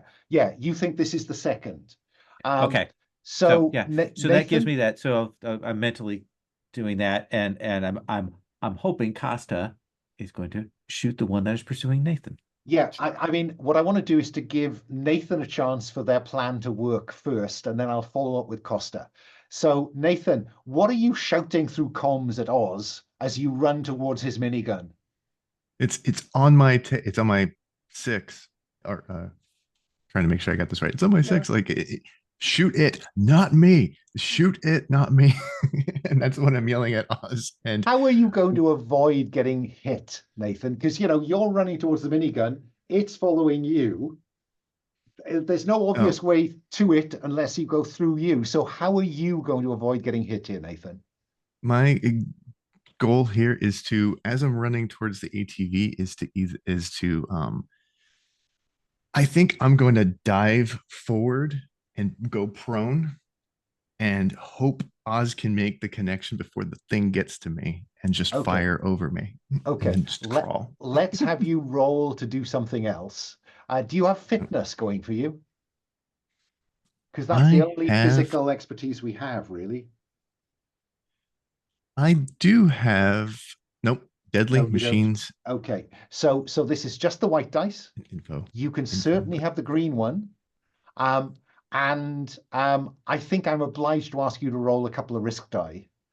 The first dice are to see whether Oz hits, and the other one is to see whether you take any side effect. Yeah. So do that thing. Do you throw yourself up down just in time? Yep. 4 on the stress. 4. 5 Stress on the is going to risk. go up by 1, but 4 does put a minigun burst into this thing. There we go. I've marked that. But the 6 on your expertise dice is sweet. Yeah. Oh, is that not I you? don't think I Oh, I no, don't you think I have got the 6 in the expertise dice, expertise. No, you Yeah. didn't. Sorry, I'm just No looking at what's fitness. above. So yes, Big so honest. the 5 on the risk die means that you are at risk. So roll me a d6 to see how much at risk you are. You get to -1 on it. Sorry, no, +1 to that dice. High would be good. We'll roll that stress. 6. A natural 6. On a natural 6, not only do you evade the minigun damage, but you also manage to mark info, and it's honest, your stress has already gone up. That doesn't matter. So mark info, you're sweet, and a minigun burst kind of stops it, and it falls to the ground. Costa, what do you do when it gets up? Keep shooting it. Shoot it. Yeah. I mean, if it's close to Nathan, it's okay. I mean, but It's not as close as it was. I'm definitely going to kill it. So It's too close to my money bags, and it's, I'll shoot it. okay, expertise applies, stress dice if you want it. If you've got deadly applies, no risk for you. All right, so I'll do the stress die. So I guess it's all 4, right? Mm-hmm. Do I roll risk dice because it's dangerous to I don't think it's Nathan? sufficiently dangerous to Okay. Nathan. He managed to avoid a minigun. I'm not going to make him. That's true. Okay, I think I got it. Here we go. No, I didn't roll that middle die again. Well, it doesn't there's a whole bunch matter. of 6s though. Yeah. Yeah, exactly. 6 on the stress dice. Stress goes up by 1. But you rip into it. You cut it in half with your smart gun. Lieutenant, there's a kind of calm. Suddenly, everything goes quiet. Moving up to the shed to see if I can confirm any other bodies. Yeah, one local is in there who is, inverted commas, caring for the man it turns out to be Cavallo. Okay. Motion tracker on. I want to see if we've got movement in other parts of this place. I want to see if we can find. There's nothing else going on around here. Do you report into Hatfield? Yeah. Yeah. This is our situation. We've neutralized another one of these. There are boots on the ground from the OPP that were interfacing with them. Other two are not present in this area.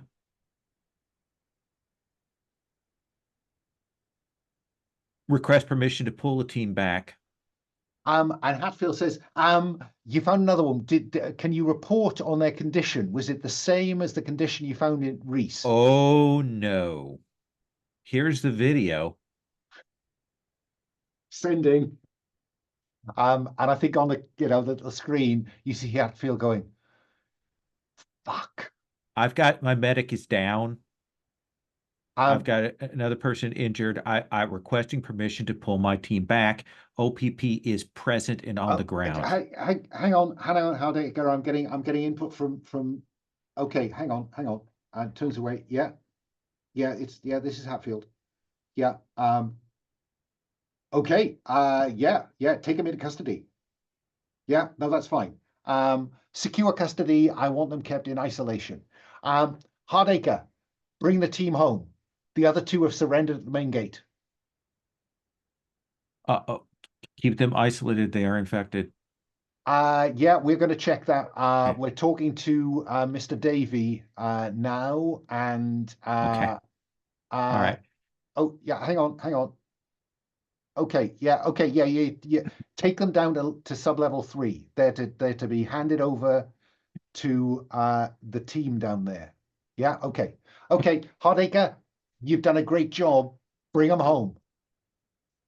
We're going to regroup and get moving here. I will radio into Estevez. I will say, you have a 10-minute window before we are pulling out of here. And Estevez runs from the APC. Happily, the body is not far away. Do you leave her to it, or do the rest of you just load up? Is Allegra alive? Allegra, well, look, sorry, yeah, Allegra, I'm assuming, Allegra, that as soon as they're pulled free, you apply the medical kit. Yes. Yeah? Yeah. So Allegra needs to be helped back to the APC, but Allegra is alive. Okay. Nathan, you and I get Allegra up. Costa, please cover Estevez. Done and done. And recover Dawkins' body. Yes. All right. And we check his Dawkins. Oh, yeah. There is a moment of, oh, shit. And Costa, she goes up and you go up with her to look at Cavallo.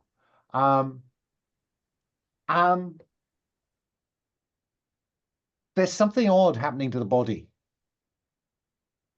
Estevez is stooped over it, retrieving some samples. And as you see her drop the samples into one of these jars of hers and seal it shut and put it to one side, it kind of deliquesces. It goes from solid to liquid. And you also notice that the same is true of Cavallo. The minigun pretty much cut him in half. And where his gut has spilled out, that gut, it's almost like it's rotting really quickly down into a black liquid. It takes her less than 10 minutes, Lieutenant, when she's back at the APC. I will inform everybody the other two have turned themselves in. They've been taken into custody. They've been taken to some sort of sub-level 3. I say that so that Estevez can hear that. Yeah. Shit. And I will say, we need to get back to base, get Sergeant Allegra into hospitalization, get Dawkins' body taken care of. Is everybody okay otherwise? And does anybody shed a tear over Dawkins? I think Oz will. Well, and I once I'm back on the APC, I go over and check over Dawkins and then raise a sheet over him and, put him into the little sled that we have. Yeah. Oh no, this APC, we've seen the inside of these things. There's 2 rows of seats either side and an aisle. He's laid in a out on trunk. the aisle. Oh, okay. Covered with a blanket. Yeah. I'm gonna comb through the remains of that hut that Carvalho and the civilian were in, and just kick stuff over, double check, like look for his bag, look for anything, and before getting back on the APC. Yeah, I mean, his marine equipment is there. Though he was dressed as a civilian, he had his marine equipment. But let's have you roll a search just in case. So, White, anything in your expertise that would help with a search, Nathan? Analysis, no, I think analysis takes a bit more time than this, than you've got here. It's going to take a little bit more time, and my tool isn't going to really help me. My utility tool, I don't think so. But like, don't think it's going to help here. No, so I think it's white and green if you want it. Let's. Oh, I'm stressed. Let's do it. Stress. 2 and 3. Stress goes up by 1, and I'll mark the danger. So the danger is back to active. And Nathan, you don't find anything instructive. But as you're heading back to the APC with, you know, it would have been Dawkins, but now I guess it's the lieutenant saying, "Come on, Nathan, hurry up." You look up and you see a sudden flash in orbit. Something is now happening in orbit. And you can see specks of light. It looks like drop ships are coming down. And I think you're driving back, you're approaching the gate, when Jane stops the APC and says, "Lieutenant, do you just want to check the forward camera?" There is firing from the emplacements on the corners of Fort Nebraska, firing into orbit. But there's incoming strikes, and you can see explosions. There's a section of wall down. It looks like the UPP assault has arrived. Lieutenant Hardacre, do you proceed to the base, or do you make the most of it in the ruins of Ariarchus?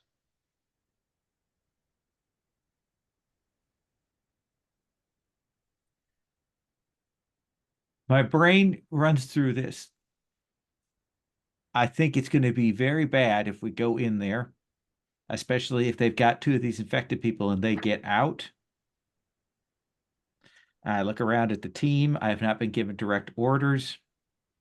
I say, turn us around and head for the spaceport. And at the spaceport, chaos reigns. There were several hundred civilians camped outside the spaceport. They've breached the fence. They've rushed the medical transport that was being readied for evacuation. There's a squad of Marines trying to keep some kind of order, but it's just chaos as people run for the ship. And that's when you see the Conestoga heading down through the atmosphere and burning up the remaining Marine ship in orbit. And that's when Hatfield comes online, Hardacre, as your kind of survey, as you've all filed off. Allegra's being helped by Nathan. Estevez is there with her samples. And the Conestoga's coming down. You're surveying this, and Hatfield comes through and says, "Lieutenant Hardacre, where are you? Where are you? We have a problem on sublevel 3. I say, our position is cut off at this moment, sir. And that, I think, is where we'll end our pilot. Because I think that's as good a place as any. The reason I'm not going to ask you if you want any epilogues is because I am very willing to run another session of this next Sunday at the same time, if you'd like to keep it going. There's no requirement for that. I will just put that on the table. But I would like a quick roses and thorns, if that's okay. So in no particular order, Jason, any roses, any thorns? Yeah, it was a lot of fun. A nice marine feel. I wrote a few things down here. I know the scenario. I own it. I've played in it in the Free League and rules. It takes forever. You only added a few of the complications. There's about 20 different complications in the scenario. So I'm glad that you pared it down the way you did. I played as stupid as possible, knowing the way it's written and everything. But it was a good feel. I'm glad you included the part where we find the first Marine with their hole in their chest, and the arrival of the first xenomorph. That's a fun scene. I'm glad that our motivations got involved and people leaned into them and used them. Um, I haven't digested it completely, but is the danger and info stuff, is that fairly new to this Yes. version? Yeah, I like how you randomize a lot of the way that the aliens work and what they do and all that. So that's kind of neat, kind of interesting. I think that's about it. Thank you very Yeah. much. Second edition now available. Stephen, any roses, any thorns? I'll start with thorns, which is the dice roller was a little bit weird trying to use it. Yeah. It was a little bit weird to see if one thing to update is the white dice in the center. It was difficult to see whenever it swapped.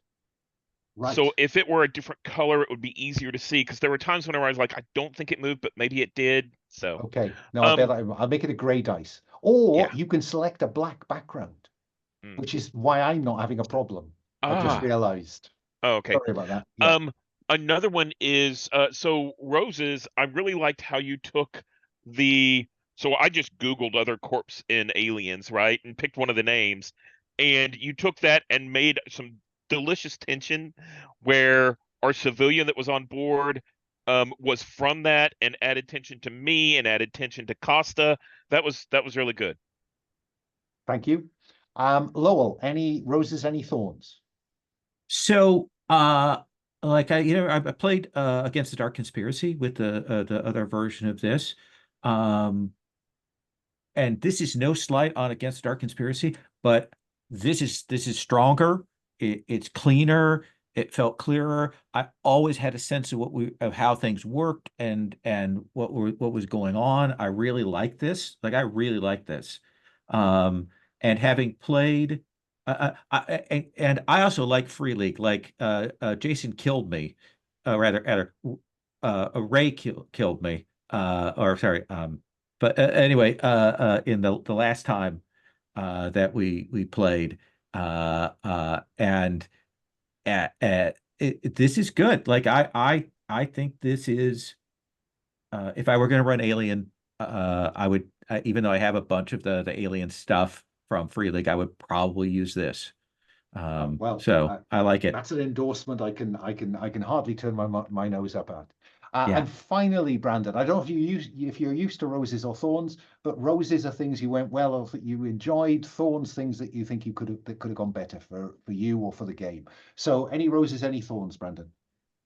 My rolls were very good. So over time, it felt like I was just like, look at me, action star, right? But like, it's just amazing. Everything kept happening. And so it felt great playing the game when you're succeeding. And the story, tension, countering the first alien, and the problems, including the civilians, the NPCs, and how they would be impacted, right? That was very good.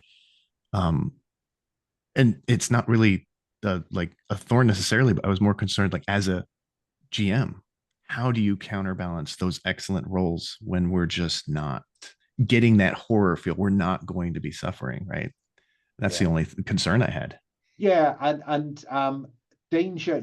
I get a danger every time you go somewhere new. So I've always got a bit of danger to play with. And then you're right. You're playing the percentages. If everybody rolls 6 all the time, then ideally you want to roll 3, 4, 4, 5 is the sweet spot for players sometimes. But no, I take that. From my point of view, that went very well. That's the first time the second edition has some rules for the Marines in a way that the first edition didn't. So this was a good play test of that. So thank you for that. I had a lot of fun running it. And the Free League stuff is excellent. If, as you say, rather grittier. Too gritty for me, but the framework of this adventure is great. I just don't think you need all the detail. But anyway, so I'm going to stop the recording at that.